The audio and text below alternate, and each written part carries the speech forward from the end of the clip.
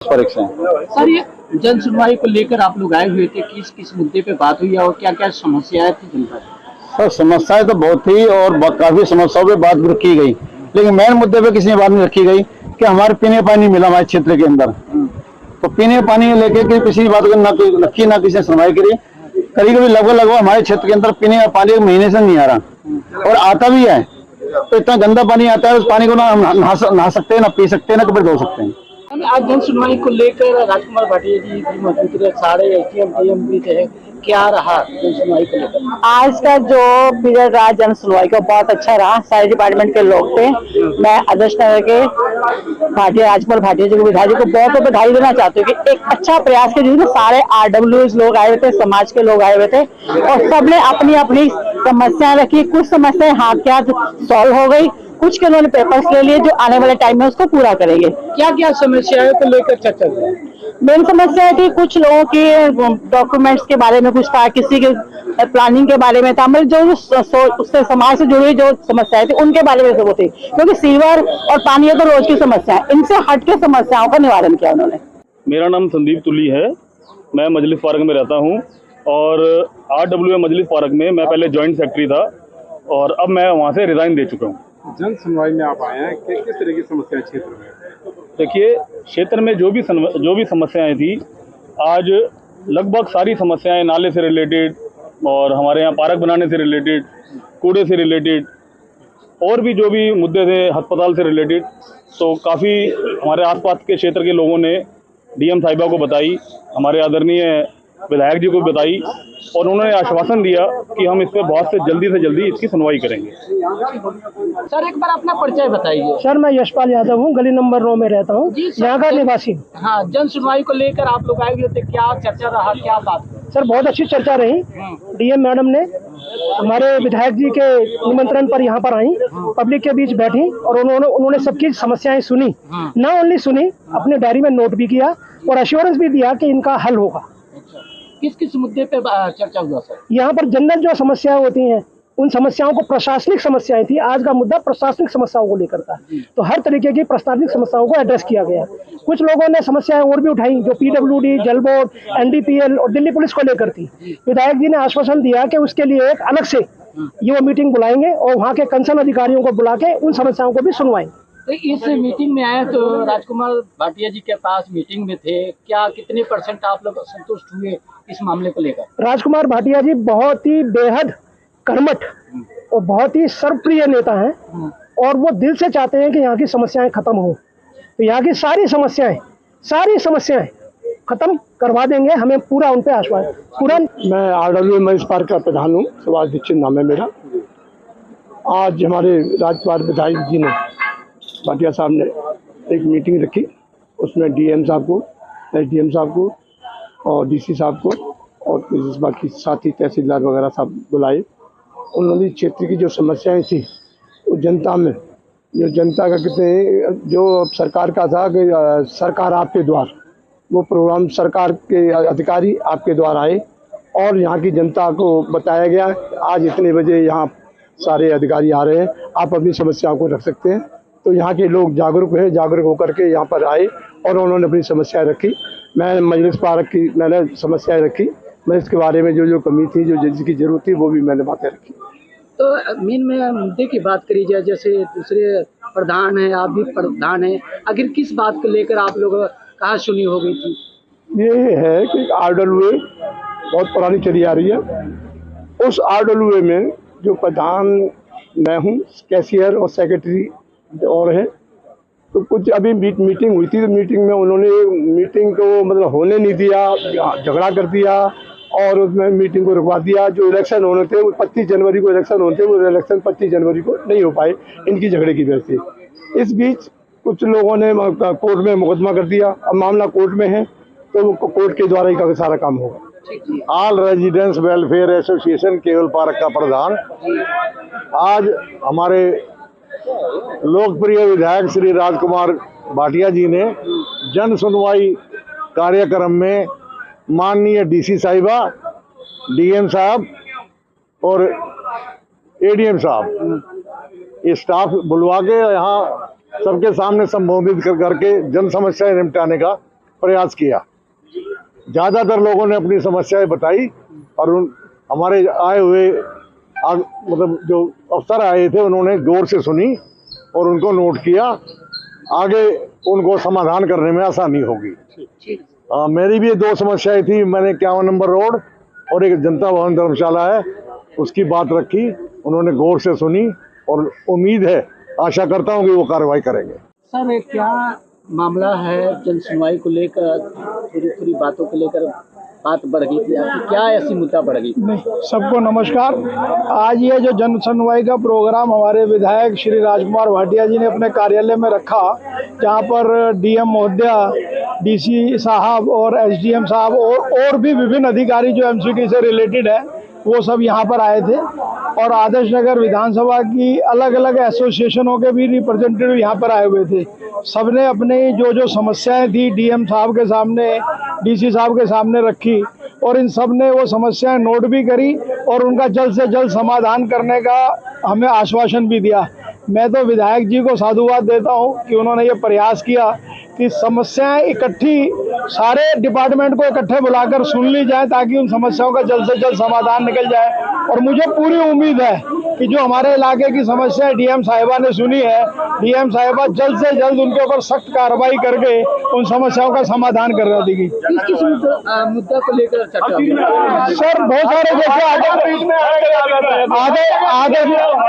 आदर्श नगर में जैसे कि एनक्रोचमेंट की समस्या है या पार्कों के सौंदर्यीकरण की समस्या है या जो कुछ पार्क बने हुए हैं वो व्यवस्थित नहीं है उनके बारे में लोगों ने बताया, या कुछ ऐसी जगह है जहां पर नालों की समस्या जहांगीरपुरी वगैरह में थी, लोगों ने वो समस्याएं बताई और मैं समझता हूं सारे अधिकारियों ने उन समस्याओं को गंभीरता से सुना, नोट कर लिया और उसको जल्द से जल्द ठीक करने का आश्वासन भी हमें दिया। धन्यवाद। बंसल एक्स जनरल सेक्रेटरी मतलब पार्क तकरीबन 50 साल से आज भाटिया जी के जन सुनवाई में डीएम साहब के पास आए हैं। डीएम साहब ने हमारी एक ओल्ड आउटस्टैंडिंग डिमांड जो कि एसडीएम दफ्तर एसडीएम में वहाँ सुनवाई नहीं होती है, जो पेपर भेजते हैं एसोसिएशन के लिए वो भी काम पूरे नहीं होते।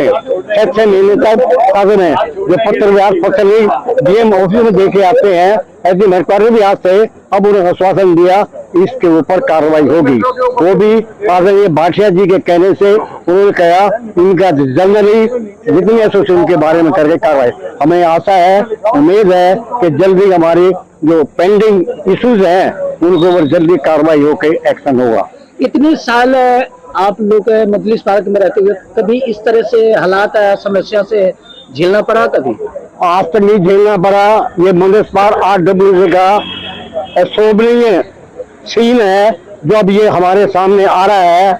तकरीबन इसमें हमारे आपस के 2 फरीक आपस में झगड़ेबाजी और अक्षेत्र के जितने भी निवासी हैं ये हमारा काम ठीक नहीं चल रहा। उससे लोगों में आपस की बोलचाल भी बंद होगी, दुश्मनी और ज्यादा होने की संभावना है। अभी समाज को जोड़ने के लिए RWA कैसे करेंगे आप लोग? अभी इलेक्शन ऐसे है आज हमारे भाटिया साहब ने आश्वासन दिया है। आज MLA साहब ने आश्वासन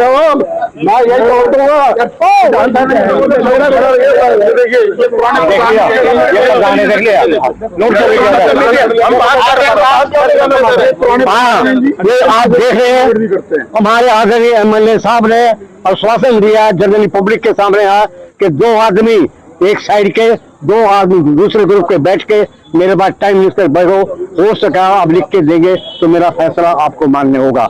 मैं उस काम के लिए और मेरे साथी लोग सब तैयार हैं। MLA साहब जैसे कहेंगे लिख के दे देंगे। हम चाहते हैं क्षेत्र की समस्याओं का ये समाधान हो, बड़ी अच्छी बात होगा। आपस का भाईचारा प्रेम बना रहे हैं। पिछली बार जो है जो गैंगस्टर्स थे वो थे, उसके अलावा स्ट्रीट क्राइम्स है, तो अब की बार हर बार जो है पूरी रेंज में किया जाता है, लेकिन अभी स्पेसिफिक जो है आपने बताया सिर्फ रोहिणी डिस्ट्रिक्ट में किया गया है। जी ये सिर्फ रोहिणी डिस्ट्रिक्ट में ही किया गया है इस बारी, क्योंकि बाकी जो हमारे रेंज के जो और भी जो डिस्ट्रिक्ट्स हैं वो किसी ने जो हमारे बाकी कुछ और लॉ एंड ऑर्डर अरेंजमेंट्स थे इम्पोर्टेंट, तो आने वाले नेक्स्ट फेज में जो है बाकी डिस्ट्रिक्ट को भी कवर किया जाएगा। सर इस ऑपरेशन का मुख्य उद्देश्य क्या है? इस ऑपरेशन का मुख्य उद्देश्य ये है कि जो डे टू डे क्राइम ये क्रिमिनल करते हैं, खासकर चाकू दिखाकर या फिर फायरआर्म दिखाकर डराते हैं लोगों को, कुछ लूटपाट करते हैं, एक्टिव बीसीज हैं, उसके तहत ये मुख्य उद्देश्य था कि उनको राउंड अप किया जाए और उनके खिलाफ लीगल एक्शन लिया जाए। सर, टीनेजर्स को क्या मैसेज देना चाहेंगे? कहीं ना कहीं बहुत ज्यादा इन्वॉल्वमेंट जो है टीनेजर्स की देखने को मिल रही है, आमतौर पर ड्रॉप आउट होते हैं, स्कूल ड्रॉप आउट, उनको क्या मैसेज देना चाहेंगे उनके पेरेंट्स? हाँ, ये एक थोड़ा समस्या है ये टीनेजर वाली, जो सोशल मीडिया से ज़्यादा इन्फ्लुएंस होते हैं और वो क्राइम की दुनिया, स्कूल ड्रॉप आउट्स हैं और क्राइम की दुनिया में चले जाते हैं। उनको ये मैसेज है कि अपना करियर बनाएं, अपनी हॉबीज़ है, अपना स्किल्स है, उनको डेवलप करें, स्पोर्ट्स में, एजुकेशन में, एक्स्ट्रा करिकुलर एक्टिविटीज़ में, उनमें अपना करियर बनाएं।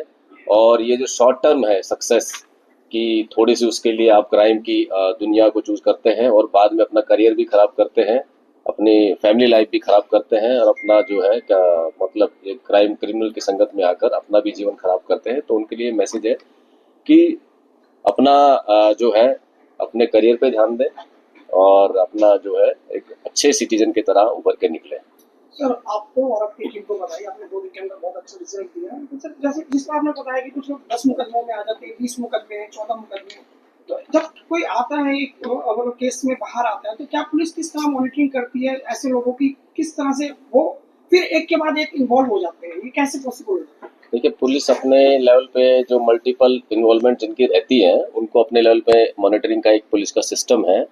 और क्योंकि ये मैं समझता हूँ कि क्राइम की एक ऐसी दुनिया है जिसमें ये फंस जाते हैं और उससे बाहर निकल पाना बड़ा मुश्किल है, क्योंकि पुलिस के रडार में ये रहते हैं किसी न किसी तरीके से। तो एक ये कैच 22 सिचुएशन क्रिमिनल्स के लिए हो जाती है कि जो है वो क्राइम के, जैसा मैंने अभी बताया कि क्राइम के एक बार उसमें आ जाता है कोई, तो वो क्राइम को ही एक अपना जो है ना सोर्स ऑफ कह सकते हैं अपना लाइफस्टाइल मानता है, तो उसी हिसाब से ये चलते हैं। लेकिन ये एक कह सकते हैं कि पुलिस अपना जो कार्य करती है कि जो उनके रिकॉर्ड्स में आ जाता है एक बारी, तो उस पर डेफिनेटली सर्वेलेंस टाइप हम रखते हैं।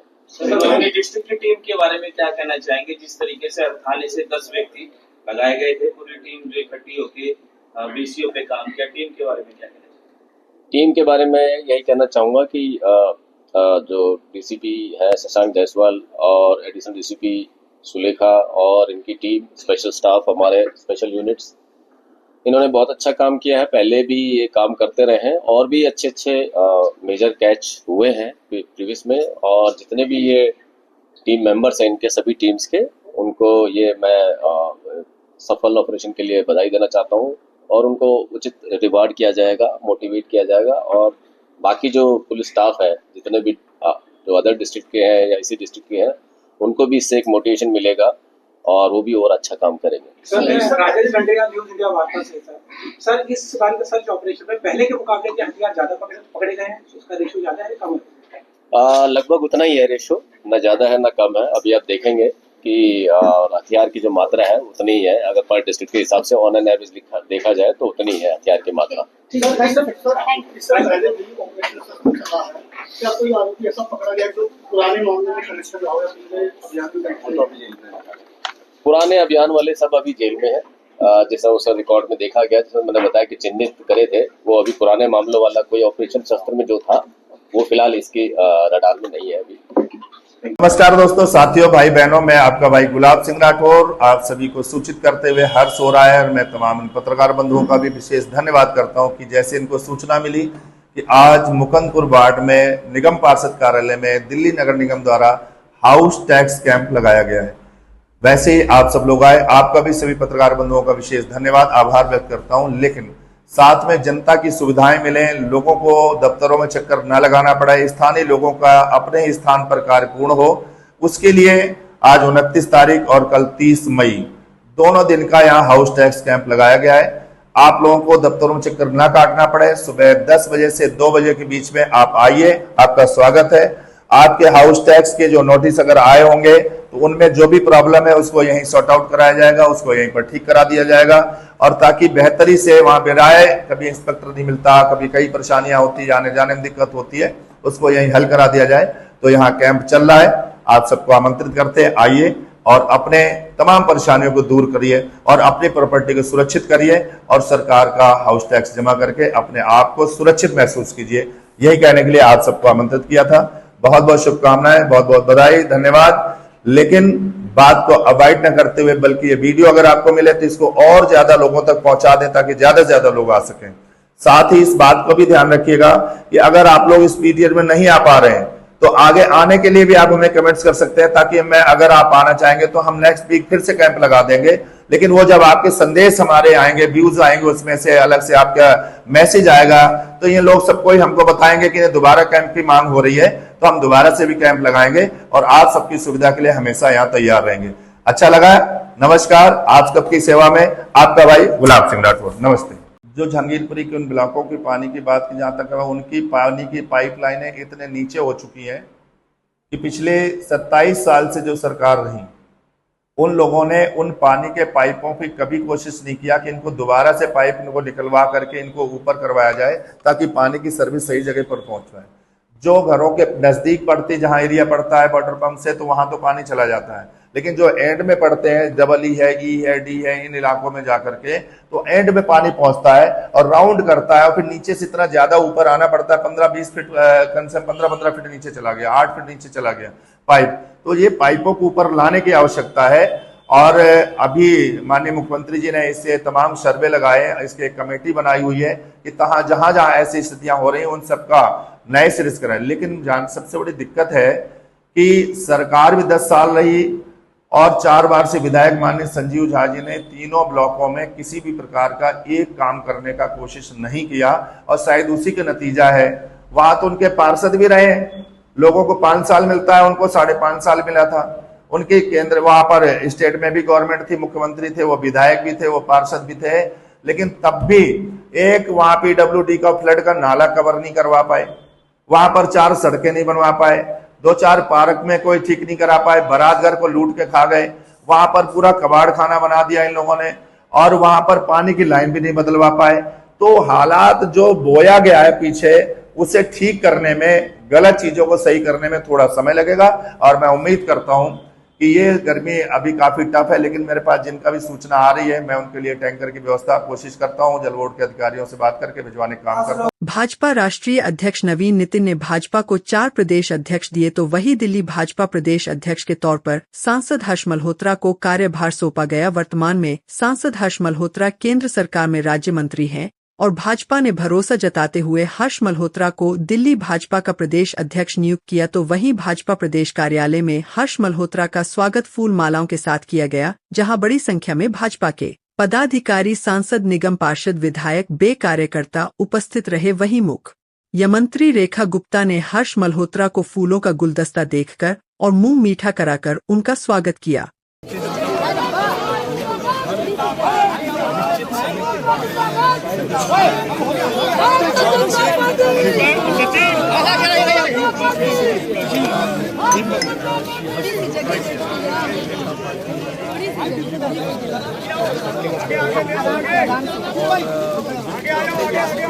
आगे तुम्हें बस यहीं बस छोड़ो ना सर, एक बार सर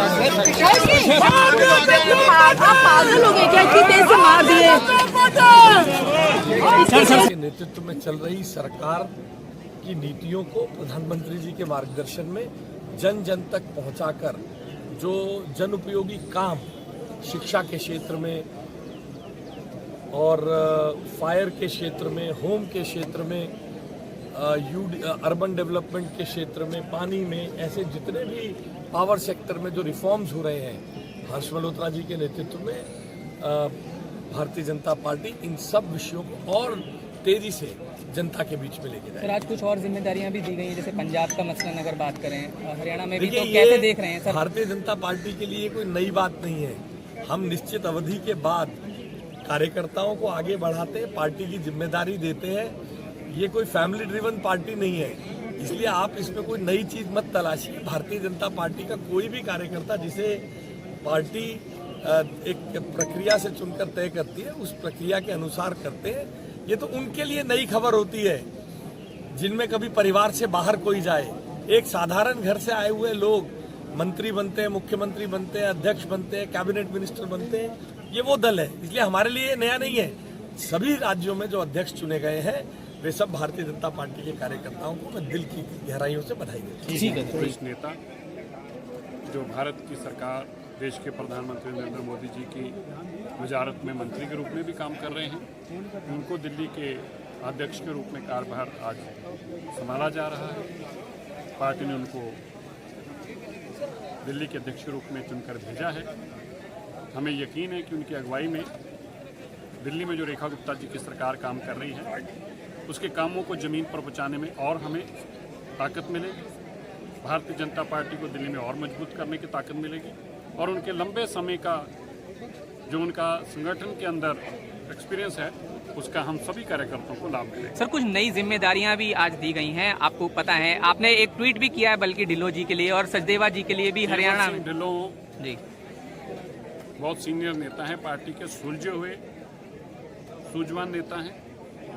मालवा रीजन जो कि एक बहुत बड़ा पंजाब का एरिया है उसमें से वो आते हैं, बरनाला से, और इसमें उनका जो अपना पुराना एक्सपीरियंस है, 2 बार एमएलए भी रहे हैं, उनको संगठन की भी जानकारी है। मैं उनको शुभकामनाएं देता हूं और मुझे यकीन है कि 2027 में देश के प्रधानमंत्री जी की अगुवाई में केवल ढिल्लों जी की स्टेट प्रेसिडेंट के कामों के चलते भारतीय जनता पार्टी के संगठन की ताकत से पंजाब में करेगा।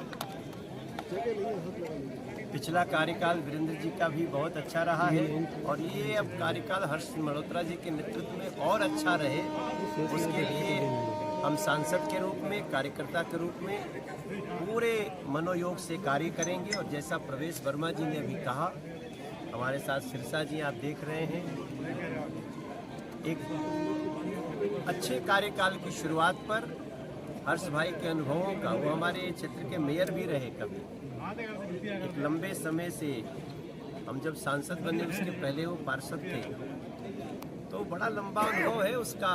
और हर्ष मल्होत्रा जी सबको साथ लेकर के चलने वाले हैं, उसका लाभ मिलेगा। नरेंद्र मोदी जी का जो भाव है पूरे देश के जन जन के दिलों को जीतने का, हम बीजेपी दिल्ली से हर्ष जी के नेतृत्व में करें। सर, पंजाब में भी नई जिम्मेदारी मिली है। 27 साल का सूखा खत्म किया, अब उसे बरकरार रखने की कितनी बड़ी चुनौती है हर्ष जी के सामने? देखो 27 साल बाद जो नीचे कर लो थोड़ा आईडी, नीचे करो, नीचे कर लो आईडी, नीचे कर लो सब लोग। हमारे संगठन की एक ऐसी परंपरा को दिखाती है किस तरीके से जब दायित्व परिवर्तन होता है तो एक व्यक्ति नया आता है, वो पद को ग्रहण करता है और पहला व्यक्ति अपनी जिम्मेवारी को लेकर के और आगे की ओर बढ़ता है। मेरा सौभाग्य है कि यहाँ मंच पे उपस्थित हमारे पूर्व प्रदेश अध्यक्ष डॉक्टर हर्षवर्धन जी, पूर्व प्रदेश अध्यक्ष विजय गोयल जी, आदरणीय मनोज तिवारी जी, भाई आदेश गुप्ता जी, आप सभी के साथ काम करने का मुझे मौका मिला। और इसी तरीके से ये हम सबका सौभाग्य है कि वीरेंद्र सचदेवा जी ने जब से हमारे दिल्ली प्रदेश की कमान संभाली, उनके नेतृत्व में पार्टी ने नए नए आयाम छुए और वो समय आया जिस समय का हम सबको बेसब्री से इंतजार था। 27 साल बाद दिल्ली में भाजपा की सरकार बनी। मैं चाहूंगी दिल की गहराई से हम अपने वीरेंद्र जी को अभिनंदन करें, धन्यवाद करें। उनकी मेहनत, उनके संगठन के साथ में कर्तव्य निष्ठा, जिसके कारण से हम सभी कार्यकर्ताओं में हमेशा उत्साह और ऊर्जा बनी रही। और आज भाई हर्ष मल्होत्रा जी वो इस दायित्व को ग्रहण कर रहे हैं। हमारे लिए हर्ष जी का नाम कोई नया नहीं है। हम सब ने, एक एक व्यक्ति ने वर्षों तक उनके साथ काम किया है। उनकी कार्य पद्धति, उनका व्यवहार हम सभी जानते हैं और मुझे पूरी उम्मीद है कि भाई हर्ष जी हमारे भारतीय जनता पार्टी दिल्ली प्रदेश के सभी साथियों को, सभी कार्यकर्ताओं को उसी प्रकार जैसे वीरेंद्र जी ने एक परिवार के नाते अपना बना करके आगे बढ़ाया, वैसे ही हर्ष जी भी हम सब का ध्यान उसी तरीके से रखने वाले हैं। मैं बहुत बहुत बधाई देती हूँ हर्ष वर्धन जी, श्रीमान मनोज तिवारी जी, श्रीमान विजय गोयल जी, श्रीमान आदेश गुप्ता जी, हमारे सांसद रामवीर सिंह गधूड़ी जी, कमल जी सहरावत जी, बांसुरी स्वराज जी, स्वाति मालीवाल जी, सांसद हमारे मेयर श्री प्रवेश राय जी, एनडीएमसी के वाइस चेयरमैन कुलजीत चहल जी, साथ में राजीव बब्बर जी और भी बहुत सारे साथी हमारे। आज इस प्रेस वार्ता में आप सबका अभिनंदन है। दिल्ली की जनता ने भरपूर आशीर्वाद भारतीय जनता पार्टी को दिया है और सभी कार्यकर्ताओं की मेहनत से आज दिल्ली में हमारी यशस्वी सरकार काम कर रही है और जिस शिद्दत से हमारे सभी साथी या मंत्रीगण भी उपस्थित हैं, मैं क्षमा चाहता हूं उनका नाम नहीं ले पाया, जिस शिद्दत से हम सब काम कर रहे हैं, अब उस काम को और ऊंचाइयों तक ले जाने की जिम्मेदारी हमारे नए अध्यक्ष श्रीमान हर्ष मल्होत्रा के कंधे पर है। हम सब जानते हैं कि एक प्रशासक के रूप में आप पहले मेयर भी रहे हैं, सांसद तो हैं ही, मंत्री भी हैं और संगठन का भी लंबा अनुभव हर्ष जी को है। जहां तक मुझे याद पड़ता है लगभग 25 सालों से तो हम साथ में काम कर रहे हैं और उनके अनुभव का लाभ हमारे संगठन को बहुत बड़ी मात्रा में मिलने वाला है और मुझे इस बात पे पूर्ण विश्वास है कि श्रीमान हर्ष मल्होत्रा जी के नेतृत्व में भारतीय जनता पार्टी दिल्ली प्रदेश उन ऊंचाइयों तक, उस शिखर तक पहुंचेगा जिसकी हम कल्पना करते हैं। आज उनकी नियुक्ति के अवसर पर मैं उनके उज्जवल भविष्य के लिए बहुत शुभकामनाएं देता हूं, उनको बहुत बधाई देता हूं और हम सब उनके नेतृत्व में सामूहिक रूप से मिलकर इस संगठन को बढ़ाने का काम करेंगे। बहुत बहुत वो सभी शीर्ष नेतृत्व मुख्यमंत्री जी के साथ यहाँ पर मंच पर मुझे आशीर्वाद देने के लिए पहुंचा है। डॉक्टर हर्षवर्धन जी, जब मैं जिलाध्यक्ष बना था तो डॉक्टर साहब प्रदेश अध्यक्ष थे, उनसे काम करने का तरीका सीखा, वो भी आज आशीर्वाद देने आए हैं। भाई आदेश गुप्ता जी, आदरणीय मनोज तिवारी जी, हमारी बहन जो कि आज दिल्ली की बहुत यशस्वी कर्मशील मुख्यमंत्री है, वह भी रेखा जी भी मुझे आशीर्वाद देने आई हैं। और सबसे महत्वपूर्ण बात, जिनके साथ मैंने 25 से 30 साल लगातार, चाहे वो प्रशिक्षण का काम हमने 2010 में विजेंद्र जी के नेतृत्व में प्रारंभ किया था। विजेंद्र जी और मैं, वीरेंद्र जी और मैं साथ थे, आप प्रमुख थे, मैं इनके सहायक के नाते काम कर रहा था और लगातार लंबी यात्रा के बाद जब आदरणीय वीरेंद्र जी प्रदेश अध्यक्ष हुए, मैंने महामंत्री के नाते इनके मार्गदर्शन में काम किया और दिल्ली में 27 वर्षों के बाद भारतीय जनता पार्टी की सरकार आई और आदरणीय रेखा जी हमारी मुख्यमंत्री बनी है। ये सब हमारी दिल्ली के हजारों लाखों कार्यकर्ताओं की मेहनत और आदरणीय वीरेंद्र जी का नेतृत्व। अभी मंच पर मेरे सभी साथी जो मेरे से वरिष्ठ भी हैं, आदरणीय रामवीर जी, बहन बांसुरी जी, कमलजीत जी, हमारे सभी सांसदगण, सभी दिल्ली प्रदेश के, दिल्ली सरकार के मंत्रीगण यहाँ पर मेरे को आशीर्वाद देने के लिए यहाँ पधारे हैं और हजारों की संख्या में जो कार्यकर्ता यहाँ उपस्थित हैं, मैं आप सबका भी बहुत बहुत आभारी हूँ। प्रदेश नेतृत्व का, विशेष तौर से प्रदेश अध्यक्ष, क्योंकि अभी मैंने पद ग्रहण नहीं किया है तो इसलिए मेरे प्रदेश अध्यक्ष अभी वीरेंद्र जी ही हैं। हमारे राष्ट्रीय नेतृत्व आदरणीय प्रधानमंत्री जी, गृह मंत्री जी, राष्ट्रीय अध्यक्ष आदरणीय नितिन नवीन जी, आप सबके आशीर्वाद से ये बड़ी जिम्मेदारी है, मैं मानता हूँ।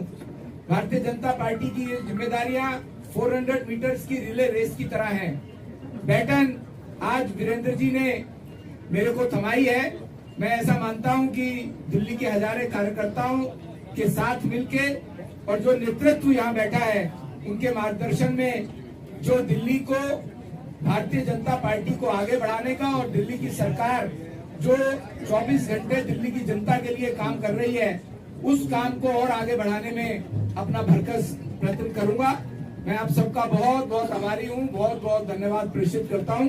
सभी मंचस्थ जो नेतागण और साथी हैं, आप सबको भी बहुत बहुत धन्यवाद। दिल्ली पुलिस ने कुछ घंटों में सुलझाई मिडनाइट हाईवे डकैती और किडनैपिंग की वारदात, 6 आरोपी पकड़े। दिल्ली के नरेला इंडस्ट्रियल एरिया थाना पुलिस ने देर रात हुई हाईवे डकैती और अपहरण की सनसनीखेज वारदात का कुछ ही घंटों में खुलासा करते हुए बड़ी सफलता हासिल की है। पुलिस ने इस मामले में 2 नाबालिग सहित कुल 6 आरोपियों को पकड़ा है। साथ ही लूटी गई मोटरसाइकिल, पीड़ित का मोबाइल फोन और वारदात में इस्तेमाल की गई कार भी बरामद कर ली गई है। क्या था पूरा मामला? मई के 26 से 27 2026 की दरमियानी रात पुलिस कंट्रोल रूम (PCR) को चोटी मेट्रो कट (UER) होलंबी खुर्द के पास एक लूट और अपहरण की सूचना मिली। पीड़ित अभिषेक त्रिपाठी, जो शाहबाद डेयरी में काम करता है और होलंबी खुर्द का निवासी है, देर रात अपनी मोटरसाइकिल से घर लौट रहा था। इसी दौरान पीछे से आई एक सफेद रंग की मारुति सुजुकी फ्रॉन्क्स कार ने उसकी बाइक को रोक लिया। कार से उतरे 4 बदमाशों ने अभिषेक को जबरन कार में डाल लिया और चलते वाहन में उसके साथ मारपीट की। आरोपियों ने उसका मोबाइल फोन लूट लिया और उसकी मोटरसाइकिल भी लेकर फरार हो गए। बाद में बदमाश पीड़ित को नरेला स्थित हनुमान मंदिर के पास सड़क किनारे फेंककर भाग निकले। पीड़ित के भाई अनिरुद्ध त्रिपाठी की सूचना पर थाना नरेला इंडस्ट्रियल एरिया पुलिस तुरंत मौके पर पहुंची और मामला दर्ज कर जांच शुरू की गई। आउटर नॉर्थ डिस्ट्रिक्ट में 26 और 27 की नाइट में नरेला इंडस्ट्रियल थाने में 27 तारीख को करीब 1 बजे के आसपास रात में उस कॉल में रॉबरी का जिक्र था और किडनैपिंग का जिक्र था। उस कॉल के अंदर तीव्र कार्रवाई करते हुए लोकल पुलिस ने, जिसको लीड ACP राकेश साहब चेक कर रहे थे, SHO मनोज साहब, इनके साथ SI मोहित, हेड कांस्टेबल नवीन, मनिंदर, उपेंद्र, जितेंद्र और कांस्टेबल अमित और अजय, इस टीम ने क्विक काम किया और सबसे पहले विक्टिम जो अभिनव त्रिपाठी थे उनके भाई ने कॉल की थी और उसमें बताया गया था कि उनके भाई को किडनैप किया गया है और प्लस उनके साथ लूटपाट की वारदात हुई है, रॉबरी की वारदात हुई है। इस संबंध में क्विक कार्रवाई की गई और लेकर जितनी हमको विक्टिम से मिल सकती थी एक्यूज की तलाश टेक्निकल और ह्यूमनिटी के बेस पे शुरू की गई और कल दोपहर के अंदर इस डकैती की वारदात को वर्कआउट किया गया, जिसमें टोटल 4 एक्यूज और 2 CCL एप्रीहेंड किए गए। जो 4 एक्यूज हैं इनमें अंकित है, 24 वर्ष उम्र है, ये सोनीपत का रहने वाला है, जो पेशे से खरखौदा एरिया में ड्राइवर का काम करता है। प्रीवियस भी इस पे हरियाणा का एक केस है। दूसरा एक्यूज हर्ष है, जो कि 21 वर्ष का है और इसमें कंजावाला थाने का पिछले साल का एक आर्म्स एक्ट का केस है। ये दिल्ली का ही रहने वाला है, 10th तक पढ़ा हुआ है, लेबर का काम करता है। थर्ड एक्यूज सुधीर है, जो कि सोनीपत का रहने वाला है, 10th तक पढ़ा हुआ है और ये वेजिटेबल सेलर है, सब्जी बेचने का काम करता है। चौथा एक्यूज संकेत है, जो कि 19 साल का है, ये भी सोनीपत का है और ये 8th तक पढ़ा है, प्राइवेट जॉब करता है। इसके अलावा 2 CCL भी थे, जो कि हरियाणा के रहने वाले हैं। टोटल 6 व्यक्ति इस वारदात के अंदर शामिल थे। इसके तहत जब अभिनव त्रिपाठी, जो कि एक प्राइवेट काम अपना करता है होलंबी खुर्द के अंदर, वो लोडिंग अनलोडिंग का काम करता है, जब वो लेट नाइट के अंदर अपने काम से घर की तरफ लौट रहा था बाइक के ऊपर, तो अचानक से कुछ लोग आए और उन्होंने उसकी बाइक को रोका, जो कि गाड़ी के अंदर थे, और उसकी बाइक को रोक के उसको धमका के और उसको वेपन मतलब चाकू दिखा के उस तरह से, और चाकू की नोक के ऊपर अपनी गाड़ी के अंदर जबरदस्ती फ्रॉन्क्स के अंदर ले गए। उससे करीब 3500 रुपए थे जो छीने गए, उसको मारापीटी की गई गाड़ी के अंदर और उसके अलावा मोटरसाइकिल भी उसकी छीन ली गई और मोबाइल भी छीना गया। उसके बाद एक्यूज ने उसको एक नियर बाई एरिया पे ड्रॉप कर दिया, उससे सारी लूटपाट करने के बाद, और फिर वहां से फरार हो गए। इस पे जो टीम बनाई गई थी, जो कि ज्वाइंट CP विजय साहब और DCP हरेश्वर स्वामी साहब के नेतृत्व में काम कर रही थी, उसने क्विक काम किया जैसा मैंने बताया। और कल दोपहर को 4 एक्यूज और प्लस 2 CCL थे, उनको आउट ऑफ नॉर्थ डिस्ट्रिक्ट में ही जो नहर का एरिया है वहां खेतों से उनको सभी को इकट्ठे पकड़ा गया, जिसके अंदर 4 एक्यूज जो मैंने बताए हैं उनको पीसी के ऊपर लिया गया है। रिमेनिंग जो सीसीएल है उनको पेश करके ऑब्जर्वेशन होम में भिजवा दिया गया है।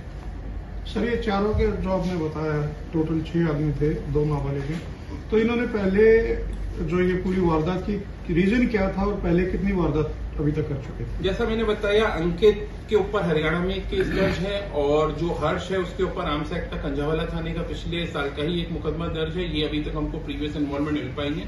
फर्दर हम और भी इनकी प्रीवियस इन्वॉल्वमेंट चेक करवा रहे हैं दिल्ली और हरियाणा से। इसके अलावा जो इनका मोटिव जो इनसे इंटरोगेशन में समझ में आया है, इनको अपने डेली खर्चे के लिए, पार्टी वगैरह के लिए पैसे करने थे। ये फ्रॉन्क्स गाड़ी भी रेंट के ऊपर लेके आए थे, तो उस हिसाब से इनका प्लान था जो जैसे रुपए मिल जाएंगे आपस में बांट लेंगे और एंजॉय करेंगे और पार्टी वगैरह। सर कोई गर्लफ्रेंड का तो एंगल नहीं है इसमें? गर्लफ्रेंड वाला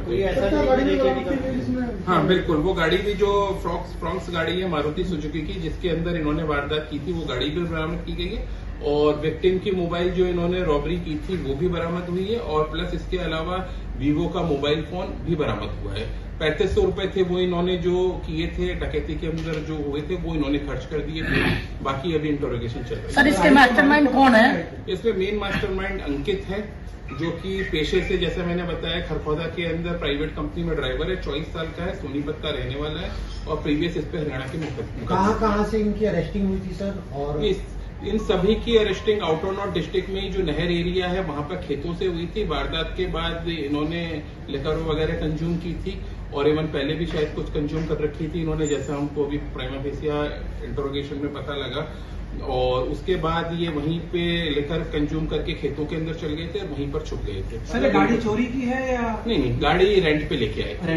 सर इंस्पेक्टर मनोज यादव की टीम ने 6 घंटे के अंदर वर्कआउट किया है टेक्नोलॉजी सर्विलांस पे, तो टीम के बारे में क्या कहना चाहेंगे जिस तरीके से 6 घंटे के अंदर? देखिए ये बहुत ही सराहनीय और अच्छा काम है। इसमें टीम ने जो जिस तरह से काम किया, सीसीटीवी कैमरेज वगैरह एरिया के देखे गए, टेक्निकल वर्क किया गया और क्विक जिस तरह की ये एक तरह से हाईवे रॉबरी टाइप के एनवायरमेंट मोड में किया था कि रोड पे चलते हुए किसी आदमी को घेर के साइड में ले लेना, उसको काबू में लेकर गाड़ी में लेना और चाकू की नोक के ऊपर उससे जो भी चीजें बरामद की जा सकती हैं उस तरह से बरामदगी वगैरह करना, उस तरह से मारपीट करके ये सब वारदात की गई।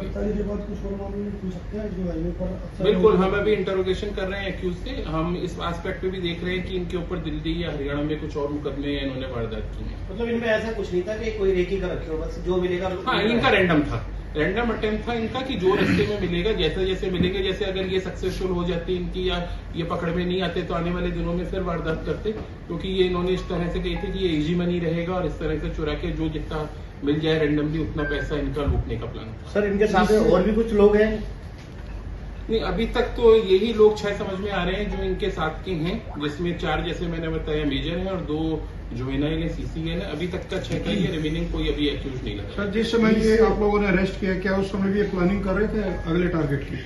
निश्चित तौर पे इनसे जो बात हुई है, इनकी जो हमने इंटरोगेशन अब तक की है उसके अंदर इनकी यही थी कि जैसे मैंने बताया इनका प्रोफाइल यही था इस तरह से कि हम प्रीवियस भी 2 जनों की इन्वॉल्वमेंट है, इजी मनी चाहिए, पार्टी वगैरह करनी है, तो उसके अंदर इनको टारगेट करना रोड के ऊपर लेट नाइट के अंदर, वही इनकी प्लानिंग के अंदर शामिल था। निश्चित तौर पे अगर ये नहीं पकड़े जाते तो आने वाले दिनों में आउटर नॉर्थ या सराउंडिंग दिल्ली एनसीआर के एरिया में और भी वारदात कर सकते हैं। सर इस लूट में पुलिस के हाथ क्या क्या लगा है और क्या क्या बरामद किया? देखिए इसके अंदर अभी तक जो बरामद हुआ है, मारुति सुजुकी जो मैंने बताया, फ्रॉन्क्स जो इन्होंने गाड़ी यूज में ली थी वो बरामद हुई है।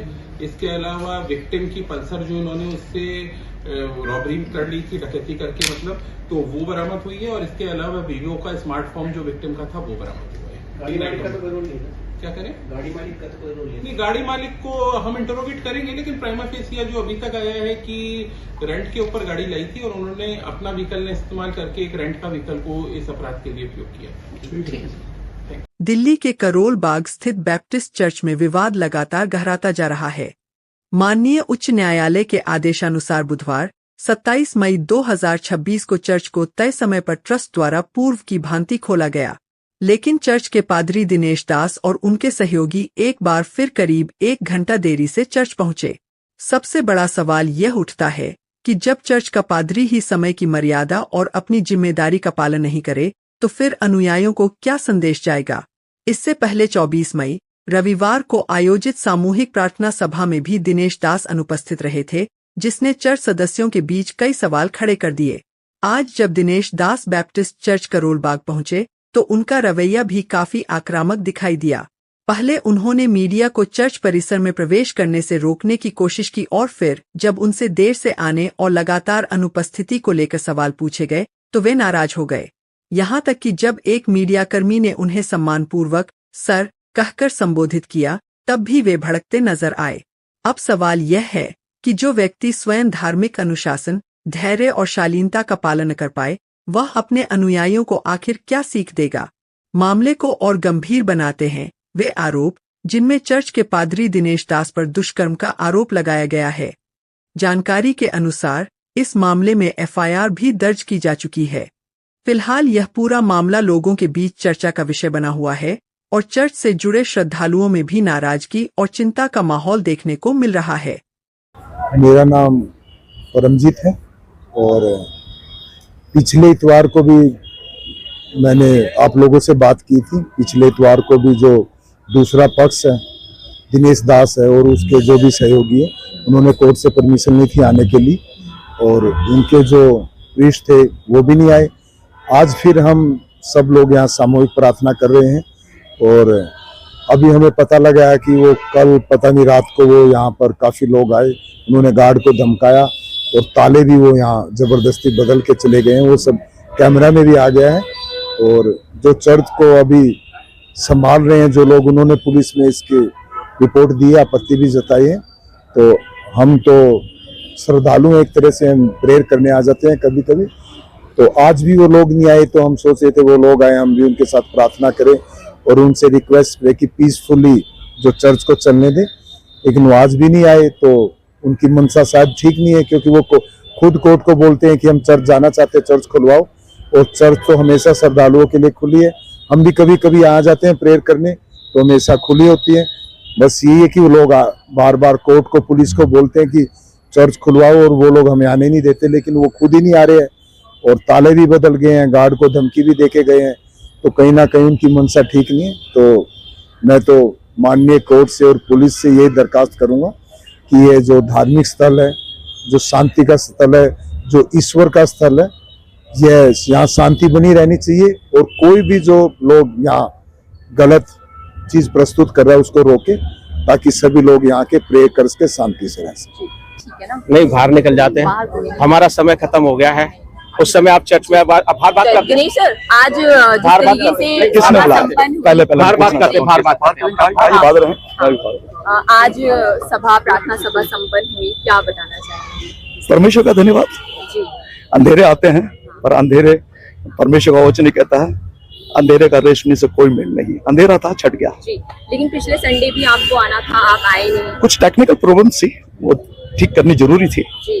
और देर आया दुरुस्त।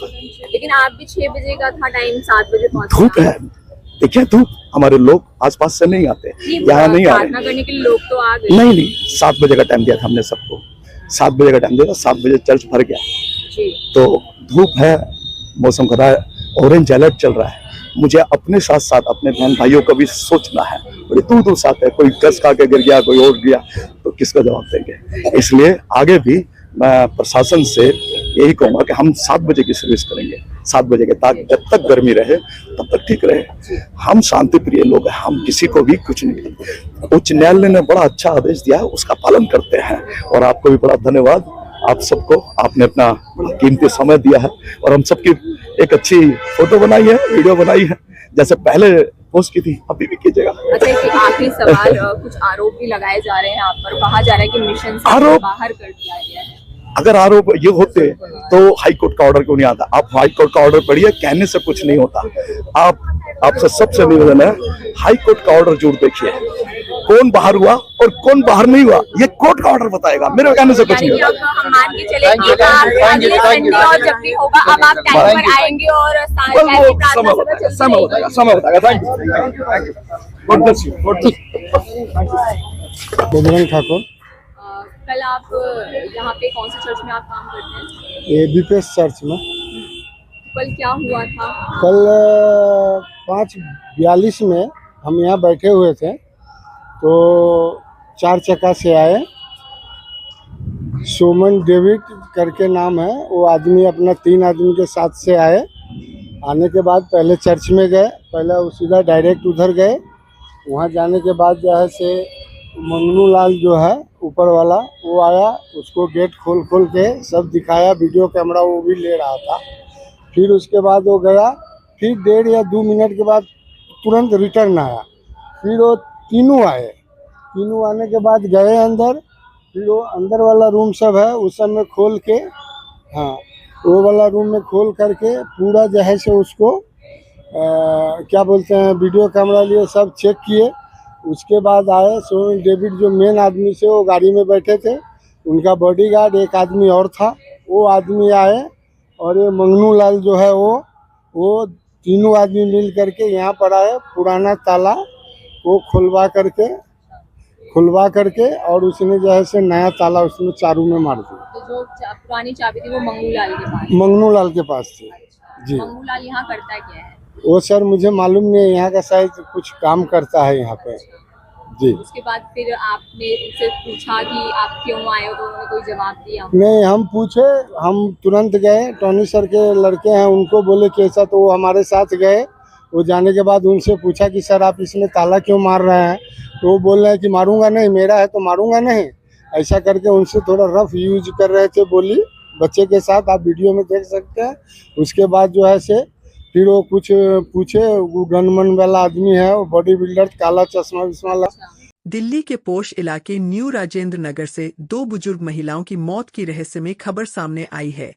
दोनों महिलाएं अपने घर में मृत मिलीं। फिलहाल मौत की वजह साफ नहीं है और पुलिस हर एंगल से जांच कर रही है।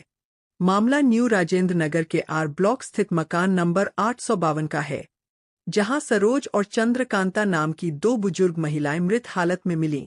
दोनों रिश्ते में ननद भाभी थी और घर में अकेले रहती थीं। बताया जा रहा है कि चंद्रकांता की उम्र करीब 80 साल थी और वो बिस्तर पर थीं, चल फिर नहीं सकती थीं।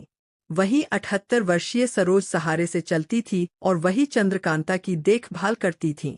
घर में काम करने वाली मेड 2 दिन बाद गुरुवार सुबह पहुंची तो उसे घर से बदबू आई। इसके बाद आसपास के लोगों को सूचना दी गई। जब गेट तोड़कर अंदर देखा गया तो दोनों महिलाओं की लाश घर के अलग अलग हिस्सों में पड़ी मिली। दिल्ली पुलिस और फोरेंसिक टीम मौके पर पहुंची और जांच शुरू की। शुरुआती जांच में पुलिस को जबरन घर में घुसने के कोई निशान नहीं मिले हैं। दोनों शवों पर बाहरी चोट के निशान भी नहीं पाए गए हैं। फिलहाल पुलिस पोस्टमार्टम रिपोर्ट का इंतजार कर रही है ताकि मौत की असली वजह सामने आ सके।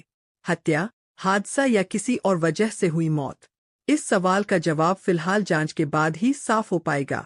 जो सर पूरा आप यहाँ आए डीसीपी भी आए थे, डबल डेथ पर क्या कहेंगे, एग्जैक्ट कॉज ऑफ डेथ क्या पता लग रहा है, किन परिस्थितियों में मौत हुई एक साथ 2 लोगों? ये हमारे यहाँ के सीनियर सिटीजन्स थे, मिसेस सरोज और मिसेस चंद्रकांता। लगभग दोनों की एज 80 ईयर्स है।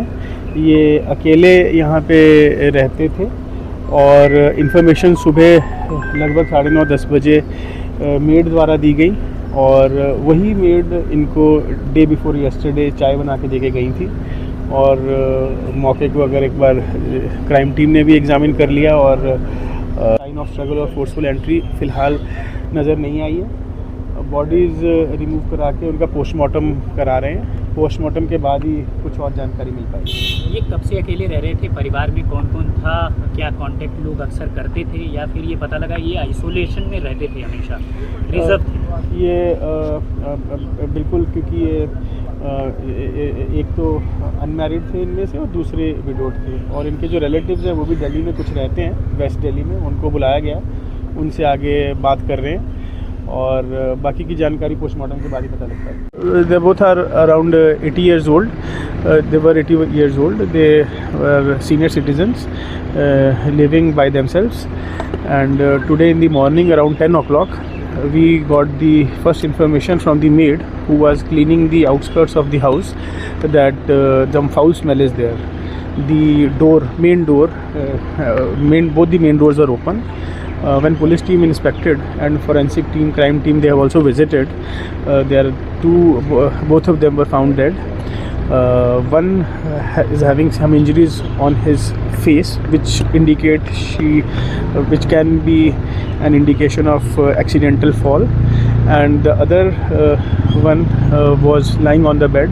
She was having an heart trouble. Her pacemaker was also probably not within her reach. However, since keeping in view the gravity of the instance, we are conducting post-mortem proceedings, and as of now I have nothing more to add. Only after post-mortem we'll be able to tell more about the incident. Only brief about the profile of two deceased. They're both living by themselves, around 80 years old. They are relatives, जिसे हम हिंदी में ननद भाभी कहते हैं, and their relative they do not have direct relations who are living nearby, but some of their relatives are living in West Delhi. We have called them, we are in touch with them, we are taking their statements, we will explore all the angles. As of now we are getting the post-mortem conducted and further inquiry will be done. Sir कोई रिश्तेदार वगैरह पता लगा इनका? कोई इनके रिश्तेदार हैं, उनसे बात हो गई है, उनको बुला लिया गया है और उनसे पूछताछ जारी है. ठीक. Thank you so much for coming in at such A short notice. आज हम नए लॉज के द्वारा एक सक्सेस हमें मिली है, उसके लिए उसके बारे में बताने के लिए आज सभी को आज हमने यहाँ पे बुलाया है.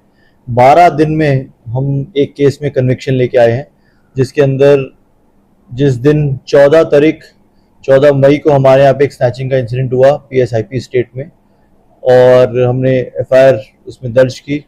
मौके से जो हमारा स्नैचर है वो पकड़ा गया था और हमारे ही पुलिस वाले ने कंप्लेंट के साथ मिलके भाग के उसको पकड़ा, उसको FIR दर्ज की, उसको अरेस्ट किया और उसके बाद 4 दिन के अंदर उसको चार्जशीट किया, और उसके बाद ये पूरा प्रोसेस और 8 दिन में हमें कोर्ट से उसका कन्विक्शन मिला है, जिसके अंदर तो टोटल 14 तारीख को इसमें FIR दर्ज हुई और अरेस्ट प्रोसीडिंग्स हुई, और 26 तारीख को कल हमें इसमें एक सक्सेसफुल कन्विक्शन ऑर्डर मिला है. इसमें मैं बताना चाहूँगा कि ये प्रॉबेबली दिल्ली का सबसे फास्टेस्ट कन्विक्शन ऑर्डर है. बाकी रिकॉर्ड हम भी चेक कर रहे हैं, आप भी चेक कर लीजिएगा.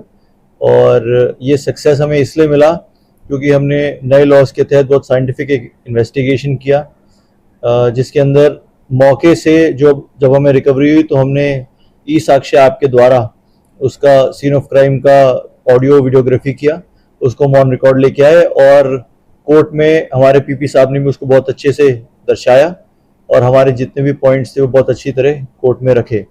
इसके अंदर जिस टीम ने हमारे काम किया है, ably led by ACB Kamla market Rajiv sahab, Naresh साहब जो हमारे SHO IP स्टेट हैं, उसके अलावा SI राजकुमार हैं, सब इंस्पेक्टर हमारे SN ओझा साहब हैं, कांस्टेबल राहुल है जिन्होंने भाग के पकड़ा उसको मौके से, और हेड कांस्टेबल हमारे नदी में जो IO हैं इस केस के मेन, जिन्होंने सारा पेपर वर्क किया जो बहुत ही पुख्ता था और जिसपे कोर्ट को बहुत ज़्यादा सेटिस्फैक्शन हुआ.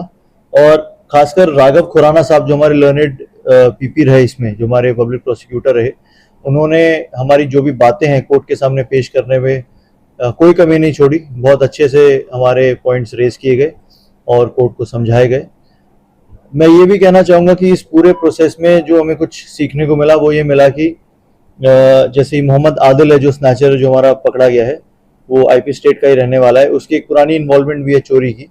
लेकिन जब उसको हमने पकड़ा तो हमारे लिए एक सीख की बात है कि अगर हम शुरू से एंड तक साइंटिफिक इन्वेस्टिगेशन करें, उसको जब हमने पकड़ा और ऑडियो विजुअल एविडेंस लिए, ऑन रिकॉर्ड लेके आए और चार्जशीट में जो हमारा पेपर वर्क था वो हमने वेट कराया अपने पीपी से शुरू से लेके आखिर तक, और विद इन 4 डेज हमने उसको चार्जशीट किया.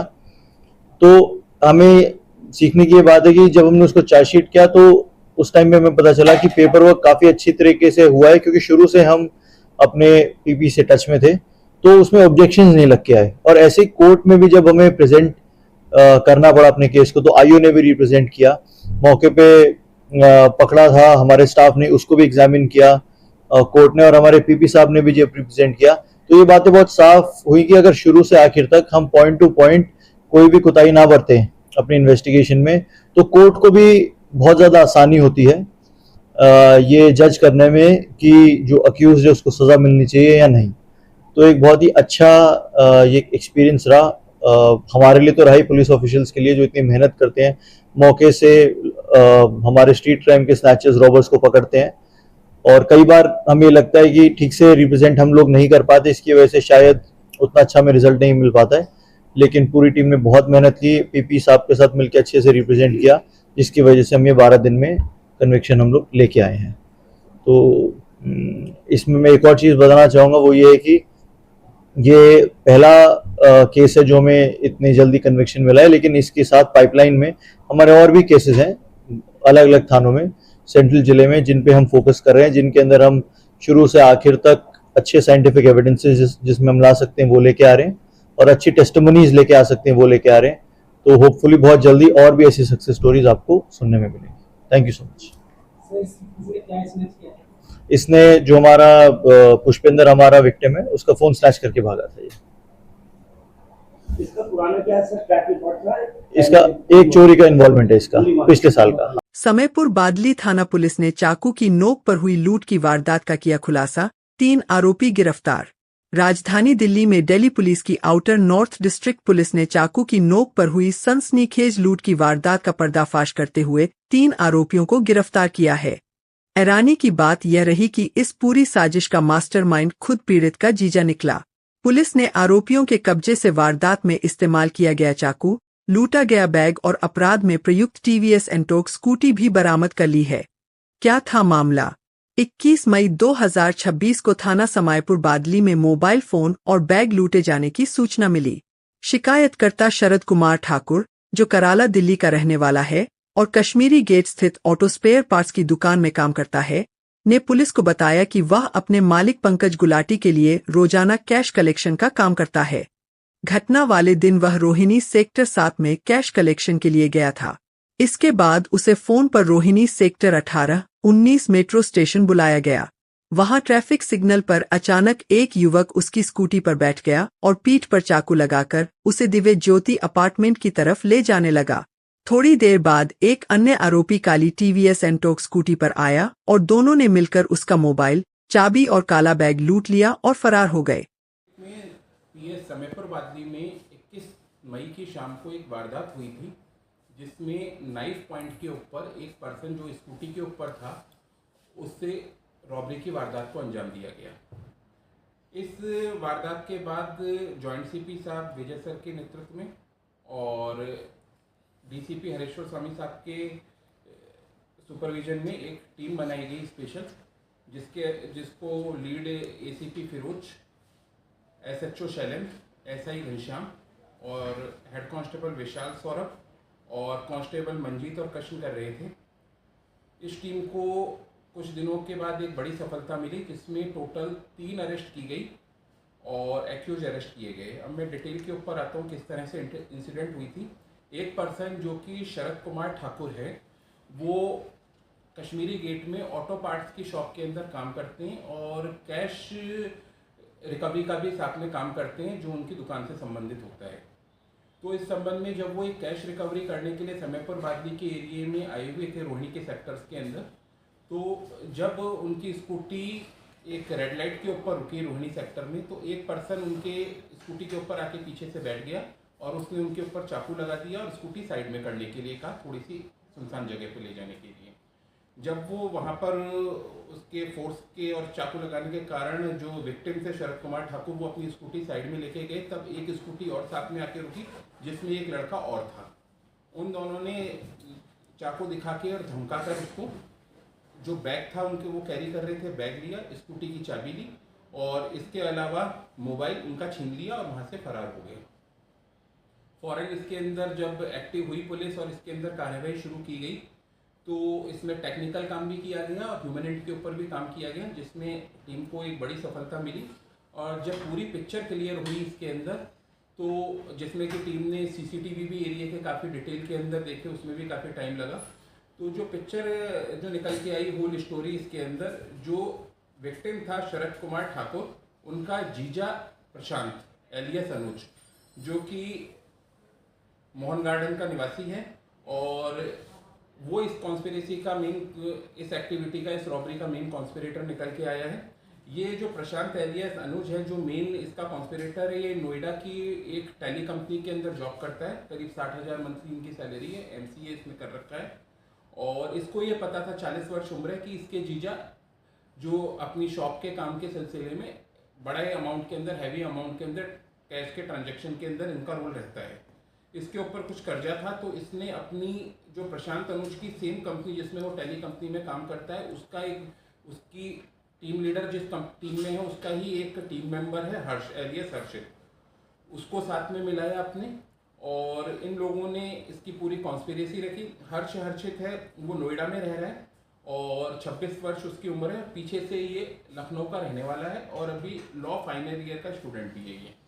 तो इन दोनों ने प्लान बनाया और हर्ष ने इसमें अपने साथ एक तीसरे पर्सन नितिश एलियास यश को भी शामिल किया, जो कि 22 वर्ष की उम्र का है। ये नोएडा में दोनों सेम रूम में रहते हैं, हर्ष और नीतीश, और पीछे से लखनऊ से भी ये एक सेम लोकेलिटी से रहने वाले हैं, पुरानी इनकी जान पहचान है।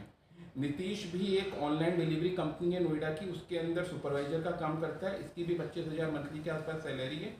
तो इन तीनों ने फिर जो प्रशांत अनुज के नेतृत्व के अंदर इन्होंने पूरा अपनी टीम बनाई, हर्ष और नीतीश ने, और इन्होंने पूरा प्लान करके जिस टाइम वारदात हो रही थी, जिस टाइम पे हर्ष ने एक चाकू लगाकर, नाइफ लगाकर विक्टिम को साइड में किया, उस टाइम पे नीतीश एक दूसरी स्कूटी के साथ पीछा कर रहा था और बाद में एक्यूज की स्कूटी की लेने के बाद, मोबाइल लेने के बाद और बैग लेने के बाद वो अपनी जो स्कूटी लाया था नीतीश, उसके ऊपर ये दोनों फरार हो गए।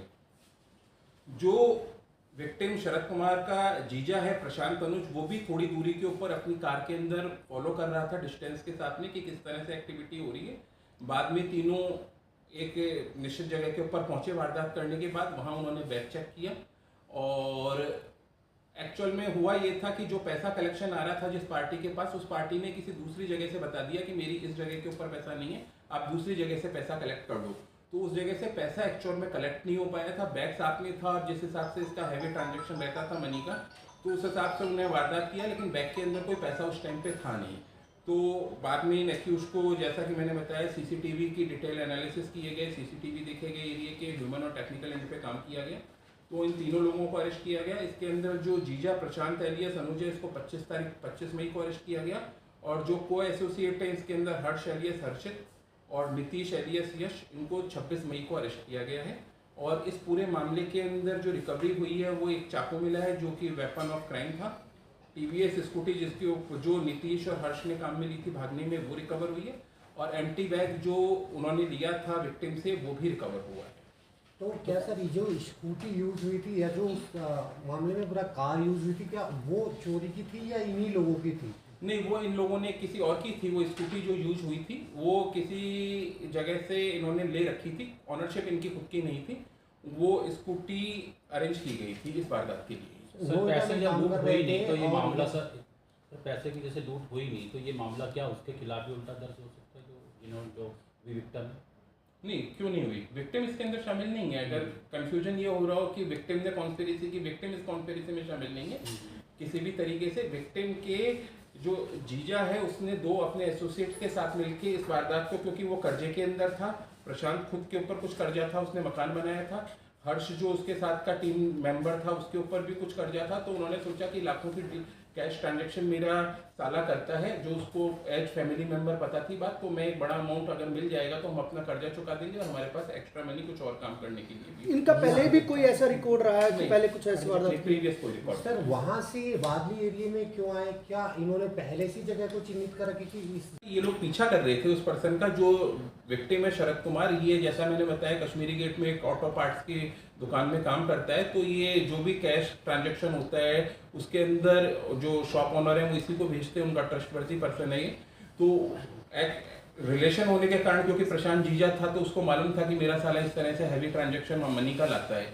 तो ये जो स्कूटी के ऊपर थे नीतीश और हर्ष, इन्होंने उसका पीछा किया।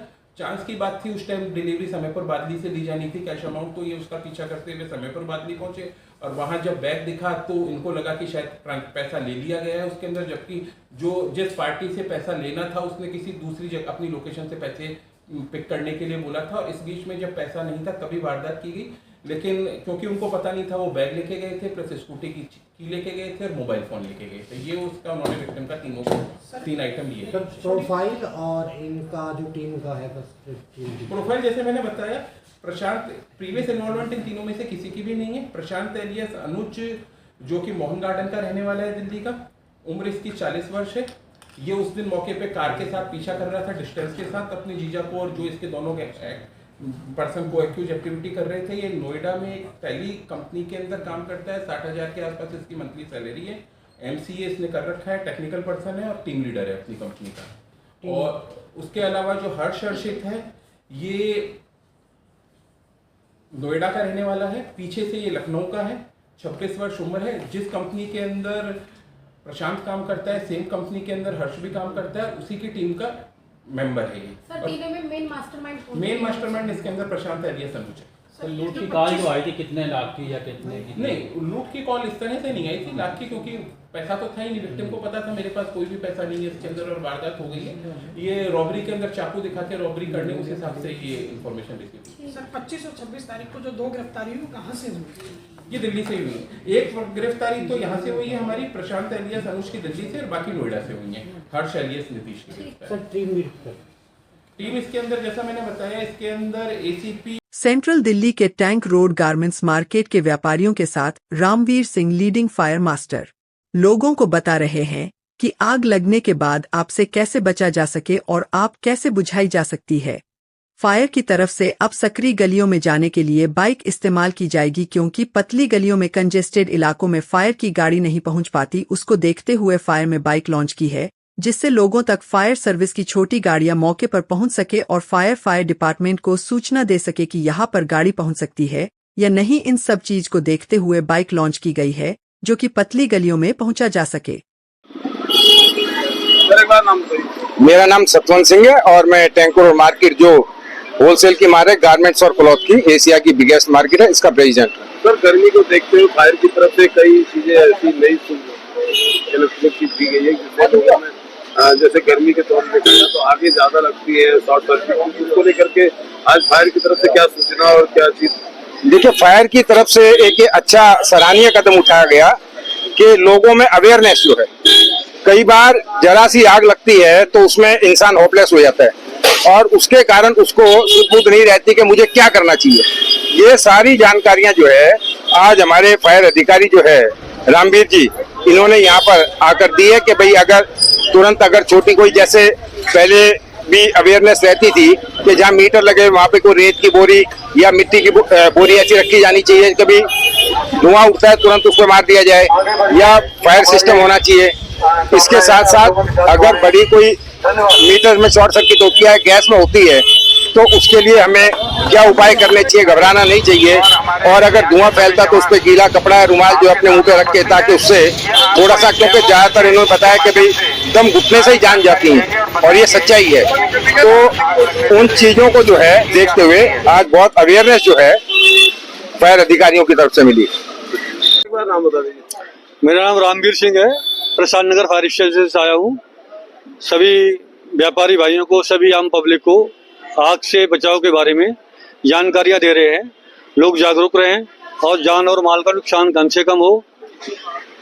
सर, देखा गया है जैसे पतली गलियां होती है, उसको लेकर के किस तरह की आम जनता से या फायर की तरफ से क्या व्यवस्था की जाएगी जिससे वहाँ तक समय पे पहुँचा जा सके? आम जनता से हमारी गुजारिश है कि हमारा फायर टेंडर जब भी फायर सीन पे जाते हैं तो उनको रास्ता दें।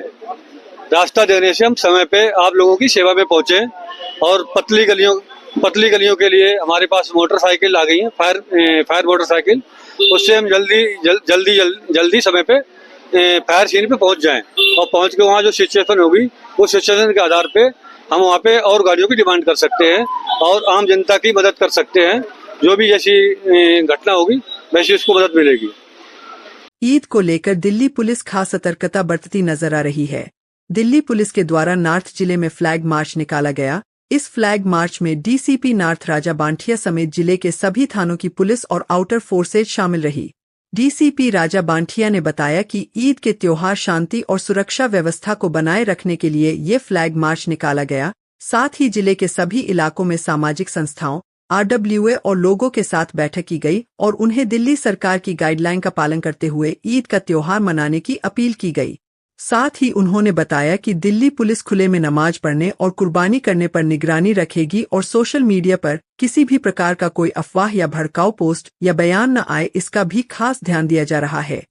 सुरक्षा की दृष्टि से CCTV कैमरे और ड्रोन से भी निगरानी रखी जा रही है। और आज फ्लैग मार्च भी निकाला गया, कहाँ से कहाँ? ईद को लेकर व्यापक स्तर पर तैयारियां की गई है और काफ़ी एडवांस हम लोग इसकी तैयारी कर रहे हैं, जिसके तहत हम लोगों ने पहले अमन कमेटी, नागरिक सुरक्षा समिति, उसके अलावा जो भी यहाँ की कम्युनिटी बॉडीज़ हैं उन सबके साथ बैठक की गई है। उसके अंदर उनके कंसर्न सुने गए, उनको सरकार की जो नियम और अपेक्षाएं हैं वो बताई गई हैं और उनको ये कॉन्फिडेंस भी दिलाया गया है कि सारा बिल्कुल लीगल तरीके से और सब कुछ अच्छे से कार्यक्रम होएगा। और उसके अंदर हमने उनको भी कॉन्फिडेंस में लिया है और हमने उनसे कहा है कि जो सरकार के नियम कानून हैं कि जैसे खुले में सेक्रीफाइस नहीं होना है, मेन रोड पे नमाज नहीं होनी है, इन सब नियमों का पालन कीजिए। और जो भी बाकी सबको भी सब तरह के वर्ग समुदाय को हमने इकट्ठे करके ये रहा है कि जो त्यौहार है वो सौहार्द, प्रेम और भाईचारे के माहौल में हो और किसी प्रकार की कोई अफवाह ना हो, किसी प्रकार का कोई विद्वेष ना हो, किसी प्रकार की कोई भी आपको लगता है कानूनी गैर कानूनी चीज़ है तो आप तुरंत पुलिस के संज्ञान में लाएं, रादर दैन कि आप खुद कानून को अपने हाथ में लें, ताकि हम लोग उसको अच्छे से डील कर सकें और किसी प्रकार की अवांछित या अप्रिय घटना ना हो। इसके लिए हमने सबसे अपील भी की है। उसके अलावा हमारा खुद का यहाँ पे डिप्लॉयमेंट भी डिटेल में रहेगा, जिसमें कि पूरे उत्तर ज़िले के अंदर जगह जगह जहाँ भी नमाज होंगी या जहाँ पे भी ये इवेंट होंगे, जहाँ पे भी मिक्स पॉपुलेशन एरियाज़ हैं उसके वहाँ पे डिप्लॉयमेंट रहेगा। और उसके अलावा ड्रोन्स हैं, CCTV कैमरे हैं, उनके ज़रिए भी हम लोग निगरानी रखेंगे। एक और important factor, social media monitoring भी हम लोग कर रहे हैं कि ताकि किसी प्रकार का कोई ट्रेंड या कोई ऐसा सेंटिमेंट हो रहा है जिससे लगता है कि कोई लॉ एंड ऑर्डर सिचुएशन हो सकती है, उसको भी नज़र में रखेंगे और उसी हिसाब से हम लोग उसको रिस्पॉन्ड भी करेंगे। और डेफिनेटली हम लोग यही पूरी कोशिश हम लोगों की रहेगी, जितना डिस्ट्रिक्ट का पुलिस फोर्स है वो सारा इसीलिए हम लोग तैनात कर रहे हैं और उसी के अंदर सब लोगों का एक ही ऑब्जेक्टिव है कि बिना किसी अप्रिय घटना के, लॉ एंड ऑर्डर सिचुएशन के ये त्यौहार जो है वो शांति से मनाया जाए और शांति से ये त्यौहार कंप्लीट हो और सरकार के सभी नियम कानूनों का पालन भी इसमें किया जाए। Thank you. राजधानी दिल्ली के आदर्श नगर विधानसभा क्षेत्र के मजलिस पार्क गली नंबर 8 में एक विशाल पेड़ को काटे जाने का मामला सामने आया है। जानकारी के मुताबिक सुबह करीब 7 बजे बिल्डर माफिया द्वारा कथित रूप से इस बड़े पेड़ को काट दिया गया।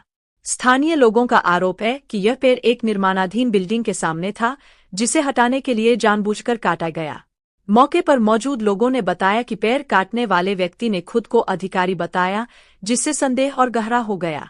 इस घटना की सूचना स्थानीय निवासी दिनेश भारद्वाज ने तुरंत 100 नंबर पर दी, जिसके बाद पुलिस प्रशासन मौके पर पहुंचकर जांच में जुट गया। वहीं कुछ लोग प्राइवेट गाड़ी में पेड़ के मोटे तनों को लोड करते हुए भी देखे गए। स्थानीय निवासियों का कहना है कि यह पहली घटना नहीं है। कुछ महीने पहले भी इसी गली में रात के समय पेड़ काटे जाने की शिकायत की गई थी, जिसकी जानकारी वन विभाग और MCD को दी गई थी, लेकिन अब तक कोई ठोस कार्रवाई नहीं हुई। राजधानी दिल्ली की बात करी जाए, आदर्श नगर विधानसभा मजलिस पार्क गली नंबर 8, यहाँ पेड़ कटने का सूचना मिलता है और यहाँ पुलिस प्रशासन मौके पर पहुंचकर जांच पड़ताल शुरू कर दी। वहीं कंप्लेनर दिनेश भारद्वाज के कहना है कि कुछ महीना पहले भी इसी तरीके से बिल्डर माफिया पेड़ कटवा देते हैं, उसके बाद डिपार्टमेंट को शिकायत दी जाती है, क्योंकि डिपार्टमेंट अभी तक इस मामले को लेकर कोई भी ठोस कदम नहीं उठाया। मजलिस पार्क 8 नंबर गली की बात करी जाए, जिस तरीके से नीम का पेड़ विशाल और मोटा तना लगभग सुबह करीबन 7 बजे करीब में प्राइवेट लड़के आते हैं और बिल्डर माफिया साथ में खड़ा होकर पेड़ को कटवाता है और प्राइवेट गाड़ी से लेकर चला जाता है। आसपास की पब्लिक ने पूछा कि आपके पास क्या परमिशन है, तो परमिशन के नाम के वजह से ताल मटोल कर रहा है। आसपास के पब्लिक यहाँ के कहना है कि जब इस मामले की बात की गई तो पुलिस प्रशासन के भी चौंक गए कि पुलिस प्रशासन भी कहना है कि इस मामले को कोई सूचना नहीं है। जब दिनेश भारद्वाज ने 112 नंबर पे कॉल किया और पुलिस प्रशासन मौके पे पहुंची और इस मामले को लेकर जांच पड़ताल शुरू कर दी। क्योंकि सबसे अहम सवाल यह है, क्या बिल्डर माफिया इस तरीके से बिल्डिंग बनाने की वजह से मोटे पेड़ को काट देना क्या अनुचित है? क्या एमसीडी अधिकारी को शिकायत नहीं मिलती है? बल्कि एमसीडी अधिकारी फ्लड डिपार्टमेंट इस मामले को लेकर ठंडे बस्ते में रख देता है। आखिर ऐसा क्यों कहा जा रहा है? क्योंकि बिल्डर माफिया इस कदर से बढ़ा हुआ है कि राजधानी दिल्ली के मजलिस पार्क एरिया में करीबन कुछ महीना पहले इसी तरीके से एक विशाल पेड़ हुआ करता था। उस बिल्डिंग बनाने की वजह से रात के करीबन पेड़ को कटवा दिया जाता है, उसके बाद भी शिकायत। राजधानी दिल्ली में इन दिनों बस माफियाओं का आतंक लगातार बढ़ता जा रहा है। भीषण गर्मी के बीच जहां एक तरफ आम जनता राहत की उम्मीद कर रही है, वहीं दूसरी तरफ बस माफिया लोगों की परेशानियों को और बयाने में लगे हुए है। राजधानी के कई इलाकों में खुलेआम अवैध पार्किंग कर बसें खड़ी की जा रही है और सड़क किनारे ही सवारियां भरने का खेल धड़ल्ले से चल रहा है। इससे न सिर्फ ट्रैफिक व्यवस्था चरमरा रही है, बल्कि आम लोगों को घंटों जाम और गर्मी में परेशानियों का सामना करना पड़ रहा है। दिल्ली के कई प्रमुख मार्गों और चौराहों पर देखा गया है कि निजी बस ऑपरेटर और बस माफिया सड़क किनारे बसें खड़ी कर देते हैं। इसके बाद वहीं से सवारी भरना शुरू कर देते हैं, जिससे सड़कें संकरी हो जाती है और ट्रैफिक की रफ्तार थम जाती है। सबसे बड़ी बात यह है कि इन बसों में क्षमता से ज्यादा सवारियां और भारी सामान तक लोड किया जा रहा है। कई बसों की छतों और पीछे तक सामान लदा दिखाई देता है, जो किसी बड़े हादसे को न्योता देने जैसा है।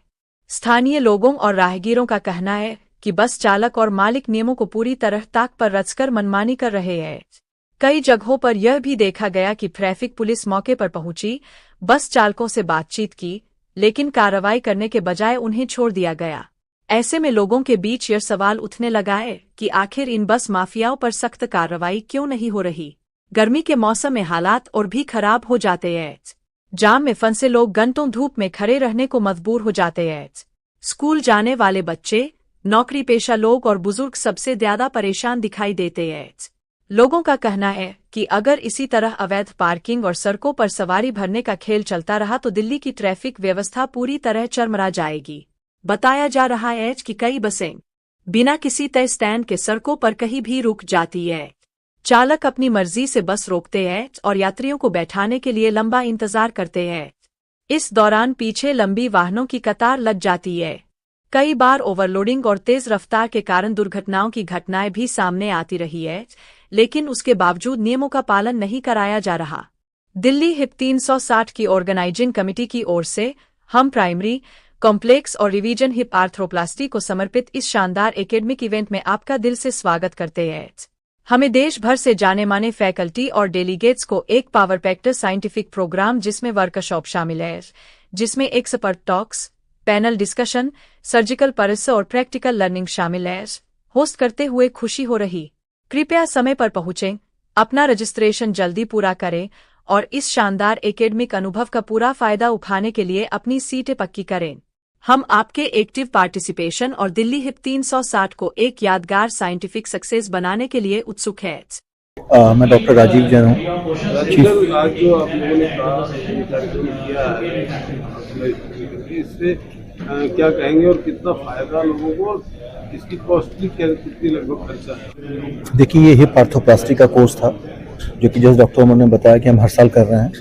पहली बात तो ये है कि ये कोर्स इसलिए किया गया है कि जो अपडेट करने के लिए नॉलेज को, लेटेस्ट डेवलपमेंट हर साल बढ़ती चली जा रही है, तो हमें भी अपनी नॉलेज को अपडेट करना पड़ता है। तो इसीलिए ये किया गया था कि यंग सर्जन्स और सब लोग उसको अपडेट कर सकें। जैसे डॉक्टर साहब ने बताया कि हिप की प्रॉब्लम बहुत बढ़ रही है और हिप रिप्लेसमेंट के बहुत ज़्यादा चांसेस बढ़ रहे हैं आजकल और प्रोसेस बढ़ रही हैं। तो इसलिए हम अपने कलीग्स को कैसे ट्रेन कर सकते हैं और अपडेट कर सकते हैं नॉलेज को, इसके लिए ये कॉन्फ्रेंस की गई है। और जैसे डॉक्टर ने बताया, हम लोगों ने ये डिसाइड किया है कि इसको हर साल हम क्या करेंगे। ये हमारा सेकंड था इस बार।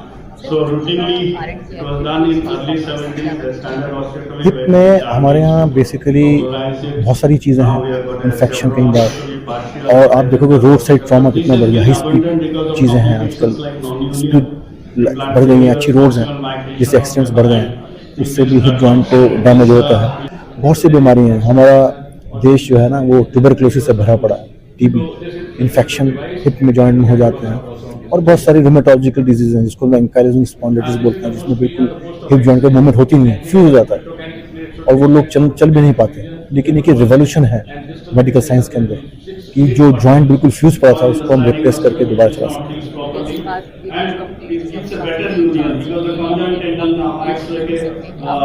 हाँ, अगर अच्छी तरह से इस टेक्निक को किया जाए तो इसके रिजल्ट बहुत अच्छे हैं और बहुत ही ग्रेटिफाइंग। लोग हमें बहुत उसके लिए वो करते हैं कि हमारी मूवमेंट हमारी बिल्कुल पहले थी नहीं और अब आराम से चल पा रहा है। इसमें एक और प्रॉब्लम होती है, जैसे कूल्हे का सर्कुलेशन ब्लॉक हो जाता है। कूल्हे का सर्कुलेशन ब्लॉक होने की पहले जो वजह थी वो स्टेरॉइड इंड्यूस थी या जो जिम प्रोटीन्स यूज करते थे, लेकिन कोविड के बाद ये जो संख्या और बहुत ज़्यादा बढ़ गई है, जो कि बहुत ही यंग लोगों में भी कूल्हे को डैमेज कर देती है। अब अगर कूल्हा एक बार डैमेज हो जाता है सर्कुलेशन खत्म होने के बाद, तो उसका ट्रीटमेंट ऑफ चॉइस फिर रिप्लेसमेंट ही बचता है। तो अगर यंग एज में अगर कूल्हा खराब हो जाए तो उसका क्वालिटी ऑफ लाइफ ऐसी हो जाए कि ना चल पाए, तो उन लोगों के लिए तो एक वरदान है। उन लोगों के लिए अगर रिप्लेसमेंट हो जाता है तो वरदान है, वो फिर अपना नॉर्मल एक्टिविटीज में आ जाते हैं। और ये इतना एडवांसमेंट हो गया इम्प्लांट्स में भी और टेक्नोलॉजी में भी इतना एडवांसमेंट हो गया है कि वो जैसे पहले थे वैसे ही हो जाते हैं रिप्लेसमेंट के बाद। कॉम्प्लिकेशन तो सभी सर्जरी से किसी से भी हो सकता है, लेकिन ये जो हमारा जो ट्रेनिंग है, ये जो हमारी कॉन्फ्रेंस है, इसमें जो डिस्कशंस है वो इन्हीं विषयों पर डिस्कशन किया जाता है, कैसे हम उनके आउटकम्स को बहुत ज़्यादा अच्छा कर सकें और कॉम्प्लिकेशंस को अवॉइड कर सकें।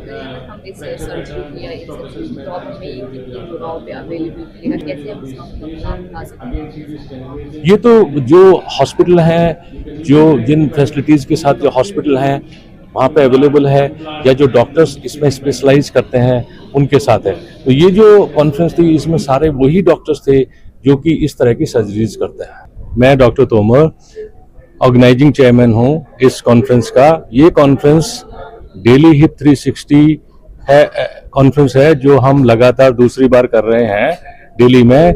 इसमें डॉक्टर्स पूरे इंडिया से आए हुए हैं, लगभग 300 डॉक्टर्स ने इसमें पार्टिसिपेट किया, जो कि ये इसका मेन फोकस था जो हिप जॉइंट की प्रॉब्लम्स हैं उसमें हम कैसे ट्रीटमेंट करते हैं, हिप जॉइंट को कैसे रिप्लेस करते हैं।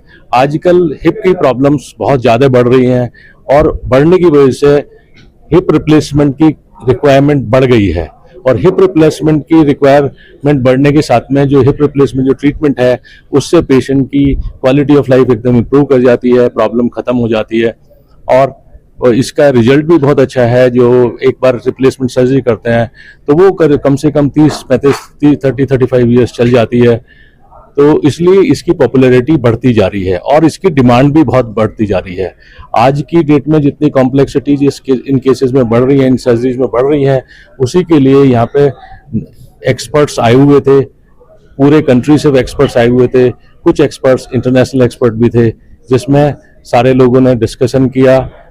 और इस डिस्कशन से बाकी जो डॉक्टर्स हैं, जो यंग डॉक्टर्स हैं, उन्होंने भी पार्टिसिपेट किया, उनके लिए एक अच्छा इंटरेक्शन और एक अच्छी टीचिंग थी। तो इसी चीज़ पे है और ये हम इसको लगातार करते रहेंगे, और इस बार की कॉन्फ्रेंस भी बहुत सक्सेसफुल थी। सभी लोगों ने इस चीज़ को अप्रिशिएट किया। सेंट्रल डिस्ट्रिक्ट पुलिस ने बहुत हिम्मत और तेज रिस्पांस दिखाया। अलर्ट बीट कांस्टेबल ने जान बचाई, जबकि जॉइंट टीमों ने जानलेवा फायरिंग कमरोबरी की कोशिश के कुछ ही घंटों में हथियारबंद लुटेरों को पकड़ लिया। आरोपी जिसने फायरिंग की थी और वाइन शॉप के सेल्समैन को चाकू मारा था, उसे यूपी में रात में तेज रफ्तार से पीछा करने के बाद पकड़ लिया गया। फायरिंग और लूट की कोशिश का केस कुछ ही घंटों में सुलझा लिया गया। लूट की कोशिश का विरोध करने पर एक वाइन शॉप के सेल्समैन को गोली मारी गई, दूसरे को चाकू मारा गया। अलर्ट बीट कांस्टेबल ने पीड़ितों को हॉस्पिटल पहुंचाया, समय पर कार्रवाई से जान बच गई। लगातार सीसीटीवी एनालिसिस, टेक्निकल सर्विलांस और रात भर की तलाश से कामयाबी मिली।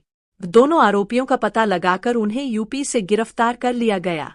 हिम्मत से मोटरसाइकिल से पीछा करने के बाद जुर्म में इस्तेमाल किया गया हथियार, मोटरसाइकिल बरामद। हिम्मत, सतर्कता और प्रोफेशनल पुलिसिंग का शानदार नमूना दिखाते हुए पीएस पहानगंज, एटीएस और स्पेशल स्टाफ, सेंट्रल डिस्ट्रिक्ट के स्टाफ ने कुछ ही घंटों में फायरिंग और लूट की कोशिश के एक सनसनीखेज मामले को सुलझा लिया और साहिबाबाद, उत्तर प्रदेश में देर रात नाटकीय तरीके से पीछा करने के बाद दोनों आरोपियों को पकड़ लिया। दिनांक 24/5/2026 को थाना पहाड़गंज क्षेत्र के आजी कॉम्प्लेक्स के पास एक वाइन और बियर शॉप में गोली चलाने और चाकूबाजी करके रॉबरी करने की कॉल प्राप्त हुई। तत्काल पुलिस टीम मौके पर पहुंची और इंजर्ड को हॉस्पिटल पहुंचाया गया। फैक्ट्स को वेरीफाई करने पे अटेम्प्ट टू मर्डर और रॉबरी के सेक्शंस में अभियोग पंजीकृत किया गया। तत्काल पुलिस टीम्स बनाई गई अभियुक्तों की गिरफ्तारी के लिए। टीम्स ने फॉरवर्ड और बैकवर्ड लिंकेजेस स्टैब्लिश करते हुए 6 घंटे के भीतर अभियुक्तों को गाजियाबाद से गिरफ्तार किया है। अन्य विधिक कार्रवाई प्रचलित है। दिनांक 24 मई 2026 को प्रातः 10 बजे सामूहिक प्रार्थना बैप्टिस्ट चर्च करोल बाग में संपन्न हुई। माननीय उच्च न्यायालय द्वारा दिए गए निर्देशानुसार दिनेश दास एवं अन्य को चर्च में सामूहिक प्रार्थना संपन्न कराने हेतु निर्देशित किया गया था, पर वे अनुपस्थित रहे, जो माननीय उच्च न्यायालय के निर्देशों की गरिमा के विपरीत है। सामूहिक प्रार्थना बाधित न हो, इस उद्देश्य से स्वतंत्र पंजीकृत ट्रस्ट, इंडिपेंडेंट रजिस्टर्ड ट्रस्ट द्वारा प्रार्थना सभा को निरंतर जारी रखा गया। बिना पादरी के भी स्वतंत्र पंजीकृत trust Baptist church Karol Bagh ने प्रार्थना सभा का संचालन शांतिपूर्ण एवं सुव्यवस्थित ढंग से संपन्न कराया। क्लेमेंट कोटी, जो पिछले 40 वर्षों से चर्च की सेवा कर रहे हैं, ने कहा कि प्रशासन के सहयोग से भविष्य में भी प्रार्थना सभाओं का संचालन निरंतर एवं शांतिपूर्ण तरीके से होता रहेगा तथा चर्च की सेवाएं पूर्ववत जारी रहेंगी। भविष्य में भी प्रार्थना सभा शांतिपूर्ण ढंग से संचालित होती रहे, इसके लिए माननीय न्यायालय के आदेशानुसार चर्च को निर्धारित समय पर ट्रस्ट द्वारा पूर्व की भांति खोला एवं बंद किया जाता रहेगा। यह मामला वर्तमान में माननीय उच्च न्यायालय दिल्ली में विचाराधीन है। मेरा नाम क्लेमेंट कोटी है और हम 40 साल से इस चर्च की सेवा कर रहे हैं और हमारी रजिस्टर कमेटी है और हमारी जो कलीसिया है वो सारी हमारे साथ खड़ी है और हम ये प्रार्थना करते हैं कि आज इन पादरियों को यहाँ पर आना था प्रार्थना करने के लिए, नहीं आ पाए, जो माननीय कोर्ट के द्वारा शामिल किए गए थे। तो मैं ये कहना चाहता हूँ कि आज हमने अपने चर्च में प्रेरित दी है और हम सब लोग जितनी हम सब लोग यहाँ पर मौजूद हैं और हम ये चाहते हैं कि हम ऐसे ही एक साथ चलते रहे। और मेरा ये कहना है कि जो पिछले दिनों में चल रहा उसके लिए हमारे को कोई वो है कि किसी कार्य के द्वारा बन रहा, हम ये चाहते हैं कि आज हमारा चर्च हुआ तो हमने पास और पादरी ना आ पाए तो इसलिए हमने अपने सपोर्ट कर प्रार्थना की है और हमसे विनती करते हैं कि हमारे चर्च के अंदर कोई भी परेशानी जो भी मुसीबतें हैं वो दूर हो पाए। बस यही मेरी प्रार्थना है कि हमारी कलीसिया, हमारी कमेटी ऐसे ही चलती रहे जैसे चल रही है। ठीक है सर, आप एक कर दीजिए कोर्ट में क्या मैटर है। देखिए चर्च है, ईश्वर का घर है, सबके लिए है और प्रेयर सामूहिक है, प्रेयर सबके लिए होनी चाहिए। ईश्वर के दरवाजे कभी किसी के लिए बंद नहीं होते, ईश्वर के दरवाजे सबके लिए खुले होते हैं। ईश्वर सबका है, ईश्वर पर किसी का अधिकार नहीं है। ईश्वर हम लोगों को अधिकार देता है कि हमारी सेवा पर आइए और अपनी समस्या हमें बताइए, मैं उन समस्याओं से आपको निकालूंगा और बाहर करूंगा। तो हमारी जो समस्या थी कि कुछ कारणवश, कुछ अराजकत्वों के द्वारा कि झगड़ा ना हो और परिसर में सामूहिक जो प्रेयर रुकी हुई थी लॉ एंड ऑर्डर को मेंटेन करने के लिए, वो पुनः कोर्ट ने उसको ऑर्डर करके जारी किया ऑर्डर अपना और उसको पुनः सामूहिक प्रेयर के लिए परमिशन दी। और जो पहले टाइम होता था 10 बजे रविवार का और बुधवार का, 2 दिन टाइम डिसाइड किया और 2 पोस्टर अपॉइंट किए उनको यहाँ पर पूजा करवाने के लिए, प्रार्थना करवाने के लिए। पर हमें बड़ा दुखद है कि सारे लोग सामूहिक इस प्रेयर में हिस्सा ले रहे हैं और लोगों में बड़ा हर्ष और उल्लास, खुशी है कि चर्च जो सडन लास्ट हफ्ते किसी अकारणवश जो लॉ एंड ऑर्डर मेंटेन करने के लिए बंद किया गया था और उसको पुनः चालू कर दिया गया है सामूहिक के लिए। प्रेयर तो लगातार चलती रही है, कभी ईश्वर के दरवाजे यहाँ बंद नहीं रहे, दरवाजे हमेशा खुले रहे हैं। पर सामूहिक प्रेयर जो रोकी गई थी उसमें बड़ा लोगों को दुख और तकलीफ थी। माननीय कोर्ट ने आदेश दिया और आज सामूहिक प्रेयर हुई। बड़ा लोगों में खुशी है, पर एक तकलीफ़ है कि कोर्ट के द्वारा जो पास्टर अपॉइंट किए गए थे वो इसमें शामिल नहीं हो पाए और बिना पोस्टर के ही यहाँ पर आज प्रार्थना सामूहिक हुई है। और हम चाहते हैं आगे चर्च कभी ऐसे बंद ना हो और सामूहिक कार्यक्रम, सामूहिक पूजा और सामूहिक प्रेयर हमेशा ऐसे ही चलती रहे। हम सबकी यही शुभकामनाएं हैं और ईश्वर से यही मांग है। और हमारी जो मांग थी ईश्वर की से उन्होंने माननीय हाई कोर्ट के जरिए इसको पूरा करवाया और इसमें और हम जितने भी यहाँ पर श्रद्धालु लोग हैं सब मिल के सामूहिक प्रार्थना की है। और मैं धन्यवाद देता हूँ माननीय हाई कोर्ट का, जिन्होंने यह ऑर्डर दिया है कि चर्च खुले और सभी लोग सामूहिक प्रार्थना करें। सभी लोग आए, सबने सामूहिक प्रार्थना की और बहुत खुशी का दिन है, बहुत अच्छा लगा। लेकिन एक दुख इस बात का है कि जो भी कोर्ट ने अपॉइंट किया था दिनेश दास और अनिल बिलाल को, वो लोग नहीं आए। और पास्टर अगर यहाँ होते, उनके साथ हम प्रार्थना करते तो और भी अच्छी बात होती। उन्होंने इस समय ही कोर्ट से प्रार्थना की कि यहाँ पर उनको आने नहीं दिया जा रहा और उनकी प्रार्थना से ही कोर्ट ने और पुलिस ने खड़े होके जो था चर्च को खुलवाया। लेकिन वे लोग इस प्रार्थना में शामिल नहीं हुए, तो इस बात का थोड़ा दुख है और कहीं ना कहीं लगता है कि उनकी मनसा ठीक नहीं है। वो भी आते और हम सब लोग मिल के प्रार्थना करते तो बहुत और अच्छा लगता। और मैं धन्यवाद करता हूँ माननीय हाई कोर्ट का और SHO साहब का, DCP साहब का और पुलिस के तमाम अधिकारियों का, जिन्होंने बड़े सुचारू ढंग से यहाँ पर प्रार्थना करवाई और सभी लोगों में खुशी और मन देखा जाता है। हम धन्यवाद करते हैं परमेश्वर का कि जो है चर्च की सेवा फिर से शुरू हो गई है और 2 हफ्ते तक नहीं हो पाई थी जिन भी कारणों से, उसके लिए हमें बहुत दुख है। पर प्रभु का धन्यवाद है, फिर से चर्च शुरू हुआ। हम सब लोग बहुत खुश हैं, प्रभु की महिमा हम कर पाए हैं यहाँ पर आकर। और हम यही चाहते हैं कि आगे भी प्रभु की स्तुति आराधना के लिए परमेश्वर के भवन के द्वार हमेशा सबके लिए खुले रहें और सब लोग जो भी यहाँ पर प्रभु की महिमा करने आते हैं दिल से मन से प्रभु की महिमा करते रहें। बस। क्या नाम है आपका? जी, मेरा नाम मालती है। कब से आ रही हैं आप यहाँ? मेरे को 6 साल हो गए हैं यहाँ पे आते हुए।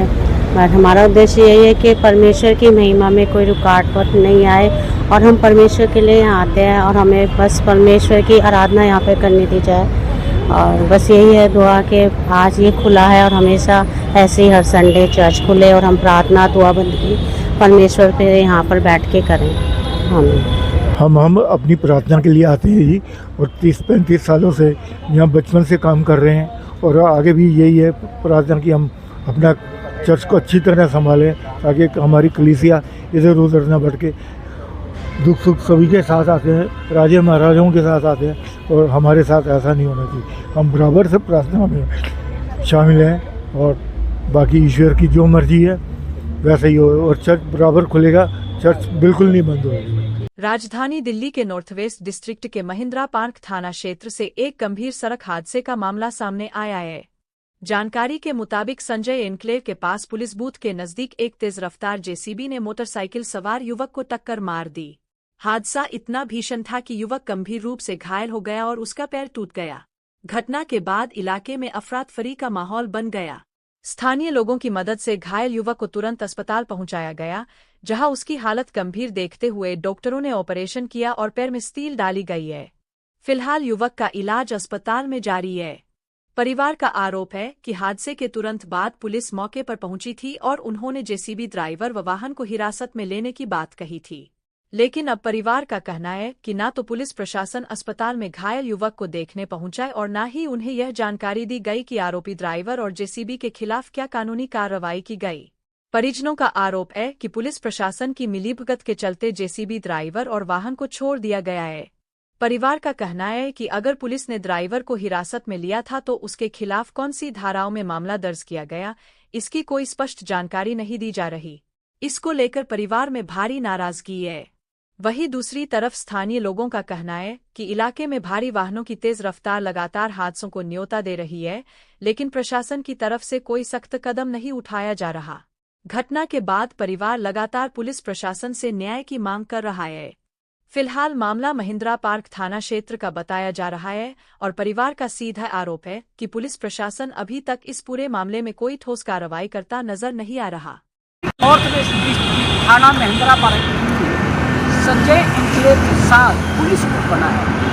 इस पुलिस बूथ के पास जेसीबी यहाँ कार्यरत थे, आप देख सकते हैं ये हटा रहे थे और इस हटाने की वजह से एक युवक इस साइड से आता है जो गलतवा आता है। उसके बाद उस जगह एक्सीडेंट हो जाता है, उसका पैर फ्रैक्चर हो जाता है। पास में पुलिस बूथ है और स्टाफ आते हैं और स्टाफ आने के बाद क्या करते हैं, परिवार को सीधे कहते हैं कि आप इसको अस्पताल लेके जाइए और बाकी हम ड्राइवर को और गाड़ी को पुलिस के हवाले करेंगे। पुलिस वाले जो बयान है परिवार के कहते। उसके बाद क्या होता है कि पुलिस के पास परिवार के पास कोई फोन कॉल नहीं आता है, ना पुलिस प्रशासन उस परिवार से जाकर पूछा जाता है कि उस परिवार के हालात क्या है। परिवार के सीधे सीधे आरोप है कि पुलिस प्रशासन जेसीबी को छोड़ दिया और यहाँ जेसीबी का ड्राइवर था उसको छोड़ दिया। परिवार का सीधे सीधे आरोप है क्योंकि जिस परिवार के साथ हादसा हुआ उसका पैर फ्रैक्चर होगा। आज सुबह स्टील डला है पैर में, जो यहाँ अस्पताल है। उस अस्पताल के बाहर लोगों के परिवार के सदस्य आए हुए, उनका कहना है कि अभी तक पुलिस प्रशासन इस मामले को लेकर कोई सूचना ना ही ठोस कदम उठाया। परिवार का सीधे सीधे कहना है कि यार आप देख रहे हैं पुलिस के पास यहाँ एक्सीडेंट होता है। एक्सीडेंट होने के बाद जब ड्राइवर को और गाड़ी को हटा दिया जाता है तो परिवार का सीधे सीधे हो रहा है कि पुलिस प्रशासन भगत के काम करें। इसी की वजह से जेसीबी छोड़ दिया और ड्राइवर को बात नहीं बताई। परिवार का सीधे सीधे आरोप है। परिवार का कहना है कि जब भी पुलिस प्रशासन को पहुँच गया उसके बाद पुलिस प्रशासन अभी अस्पताल नहीं है, नहीं पूछताछ करने के लिए। ये परिवार का सीधे सीधे आरोप है। संजय सिंह सत्यग्रह हेम सिंह। हाँ, क्या हुआ था मामला? कल मैं लाल घाटों से आ रहा था बाइक से अपनी, जैसे ही मैंने गाड़ी घर की तरफ अपनी गली की तरफ मोड़ी तो जेसीबी वहाँ खड़ी हुई थी। अचानक से उसने बैक लिया और तो मेरा पॉकेट पे पैर लगा पीछे लेफ्ट राइट वाला, तभी मेरे पैर की हड्डी टूट गई। अभी तक पुलिस का क्या कार्रवाई है?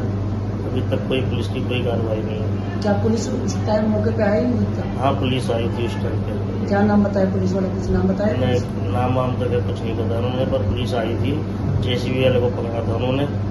फिर उसके बाद मैं हॉस्पिटल आया, फिर मुझे नहीं पता वो कहाँ है और कैसे। अच्छा, जेसीबी कौन सा रोड खुदाई कर रहे थे, क्या काम कर रहे थे? खुदाई नहीं कर रहे थे, वो नाले से कुछ उठा रहे थे, पट्टियाँ उठा रहे थे उधर से। अच्छा, नाले से पट्टियाँ उठा रहे थे। हाँ। अच्छा, तो जेसीबी वाले का ड्राइवर को पकड़ा गया क्यों?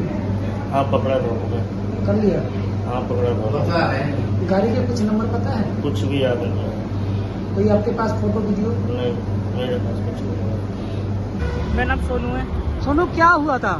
कल मेरे भैया यहाँ से आ रहे थे इस तरफ से। हाँ। यहाँ जेसीबी खड़ी हुई थी, इनको हटा रही थी। हाँ। तो भैया आए ना, उन्होंने पीछे कर ली। हाँ। जेसीबी वाले ने उनों की बाइक आके जेसीबी में लगी। हाँ। तो उन्हों का पूरा पैर नीचे से फ्रैक्चर हो गया, पूरा पैर टूट गया। अच्छा। तो मौके पे उन लोगों को हमने बोला, चौकी वालों को। हाँ। ये आए, उन्होंने पकड़ लिया उसको। अच्छा। उसको पकड़ने वाले कह रहे थाने ले गए, पर थाने के बाद हम पे ना कोई कॉल ना कुछ हमको बताया ही नहीं गया, उसको छोड़ दिया इन्होंने। अच्छा। और मेरे भाई की हालत बहुत सीरियस है। हाँ। उन्होंने पैर में रोड लगी है। रोड लगे? कौन से अस्पताल में एडमिट है? एडमिट कौन से अस्पताल में एडमिट है? कहाँ पे एडमिट है अभी? आदर्श नगर में। आदर्श नगर में एडमिट है? आदर्श नगर में एडमिट है। ऑपरेशन हो गया? ऑपरेशन हो गया। क्या डला है पैर में? रोड डली है पैर में। रोड डली है। हाँ। तो क्या अभी तक पुलिस प्रशासन कोई आपसे बात किया? कोई नहीं, किसी का कोई रिस्पॉन्स नहीं आया पुलिस वाले का। तो क्या पुलिस प्रशासन उस बंदे को छोड़ दिया? हाँ, ऐसे ही लगता है छोड़ दिया, जब कुछ ना बोल ना कुछ हुआ ही नहीं अभी तक। अच्छा। बाहरी उत्तरी दिल्ली के शाहबाद डेरी इलाके में मामूली विवाद ने खूनी रूप ले लिया। ई रिक्शा को लेकर हुई कहासुनी के बाद एक युवक पर चाकियों से ताबड़तोड़ हमला कर दिया गया। घायल युवक की पहचान 30 वर्षीय नारायण दत्त तिवारी के रूप में हुई है, जिसकी इलाज के दौरान मौत हो गई। बताया जा रहा है कि हमला इतना बेरहमी से किया गया कि युवक की पीठ में चाकू फंस गया था और सिर्फ उसका पकड़ने वाला हिस्सा बाहर दिखाई दे रहा था। शरीर पर कई अन्य चोटों के निशान भी मिले हैं। प्रत्यक्षदर्शियों के मुताबिक नारायण जान बचाने के लिए भाग रहा था, लेकिन आरोपियों ने उसका पीछा कर हमला कर दिया। घटना के बाद घायल युवक को पहले नजदीकी अस्पताल ले जाया गया, जहां से हालत गंभीर होने पर बड़े अस्पताल में रेफर किया गया। हालांकि इलाज के दौरान उसने दम तोड़ दिया। मृतक नारायण दत्त तिवारी परिवार का एकमात्र कमाने वाला सदस्य था और ई रिक्शा चलाकर अपने परिवार का पालन पोषण करता था। घटना के बाद परिवार का रो रो कर बुरा हाल है। परिजनों ने पुलिस की कार्यशैली पर भी गंभीर सवाल उठाए हैं। फिलहाल पुलिस ने मामला दर्ज कर जांच शुरू कर दी है। आरोपियों की गिरफ्तारी के लिए विशेष टीम का गठन किया गया है और आसपास लगे सीसीटीवी कैमरों की फुटेज भी खंगाली जा रही है। क्या घटना हुई, कब की? कल शाम 9 बजे का मेरे बेटे के चाकू मार के जान मार दिया महादेव चौक पर। डेयरी के लड़के जिनका नाम है मनीष, राहुल, सूरज, चाहत, एक नाम हमारे ध्यान में आ रहा लिखा हुआ। वहाँ पर 4 लोग थे। रिक्शा के नंबर लगाने का। हमारा बच्चा रिक्शा चलाते थे और रिक्शा नंबर से चलता था, उसी के लिए नंबर के लिए हुआ था लड़ाई कि नहीं तू यहाँ रिक्शा नहीं लगाएगा। लड़का बोला हमें ही रहता हूँ यही महादेव चौक पर, क्यों नहीं लगाऊंगा। जब ही लड़ाई झगड़ा हुआ, थाना पुलिस हुआ, अपने बच्चे के मैं जमानत पर छुड़ा के भी लेके आई। उसके बाद ये लोग घेरने लगे फिर मारने के लिए। फिर मैं गई एप्लीकेशन लगाने, न मेरा थाने में लिया न साहबा डेरी के चौकी में लिया, एप्लीकेशन नहीं जमा करा। पहले भी झगड़ा हुआ था?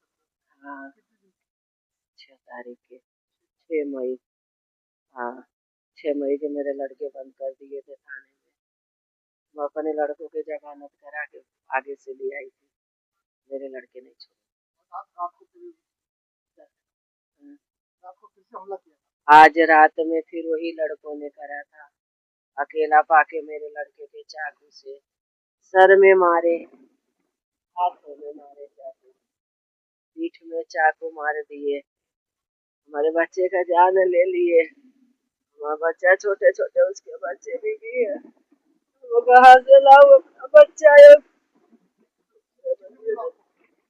सुबह नहीं मराते भाग के गई 9 बजे। किसी कार वालों ने मेरे को फोन करा, मेरा लड़का के होश था जब तक, मेरा लड़का नंबर बता दिया। वो कार वाला ने फोन करा, कार वाला ले गया हॉस्पिटल में, कूद के भर्ती करा के तब हो गए। उन्हीं ने मेरे को फोन करे, मैं सासू बहू सीधा भागते गई महादेव चौक। देखी तो उसने गाड़ी में बैठा लिया था मेरे बच्चे के। फिर मैं उनके साथ चली गई कूट लेके। कूट मेरा 1 घंटे तक कोई सुनवाई नहीं हुआ। एम्बुलेंस के फोन करा, एम्बुलेंस 1 घंटे नहीं आई। देखते देखते माँ फिर प्राइवेट करा एम्बुलेंस। अपने बच्चे के निकाल के उसमें जब ले आए तो चाकू नहीं निकला था। मैं डॉक्टर के हाथ जोड़े, बोली सर चाकू निकाल दो, मेरा बच्चा इतना तो चाकू में कैसे जाएगा। बोले चाकू निकालूंगा तो बहुत खून निकलेगा, मेडिकल ले चल रहा हूँ।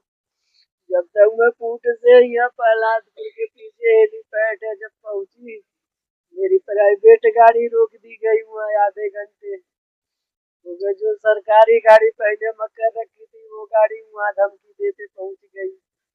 प्राइवेट वाले के रोक वहाँ, वो नहीं रोक रहा था। बोला बच्चा मर जाएगा हम छोड़ेंगे, बोला नहीं रोक, हमारी नौकरी चली जाएगी।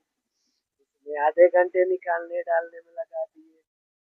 उसमें ले गए फिर यहाँ अम्बेडकर गेट के अंदर नहीं ले गए, हमको भगा दिए तुरंत ट्रोली ढकेलते हम लोग लेकर के फिर गाड़ी के साथ गए। फिर ढोला कुआं पहुँचते पहुँचते जाम लगा, हमारा बच्चा दम तोड़ दिया। उसके 2 बेटे हैं।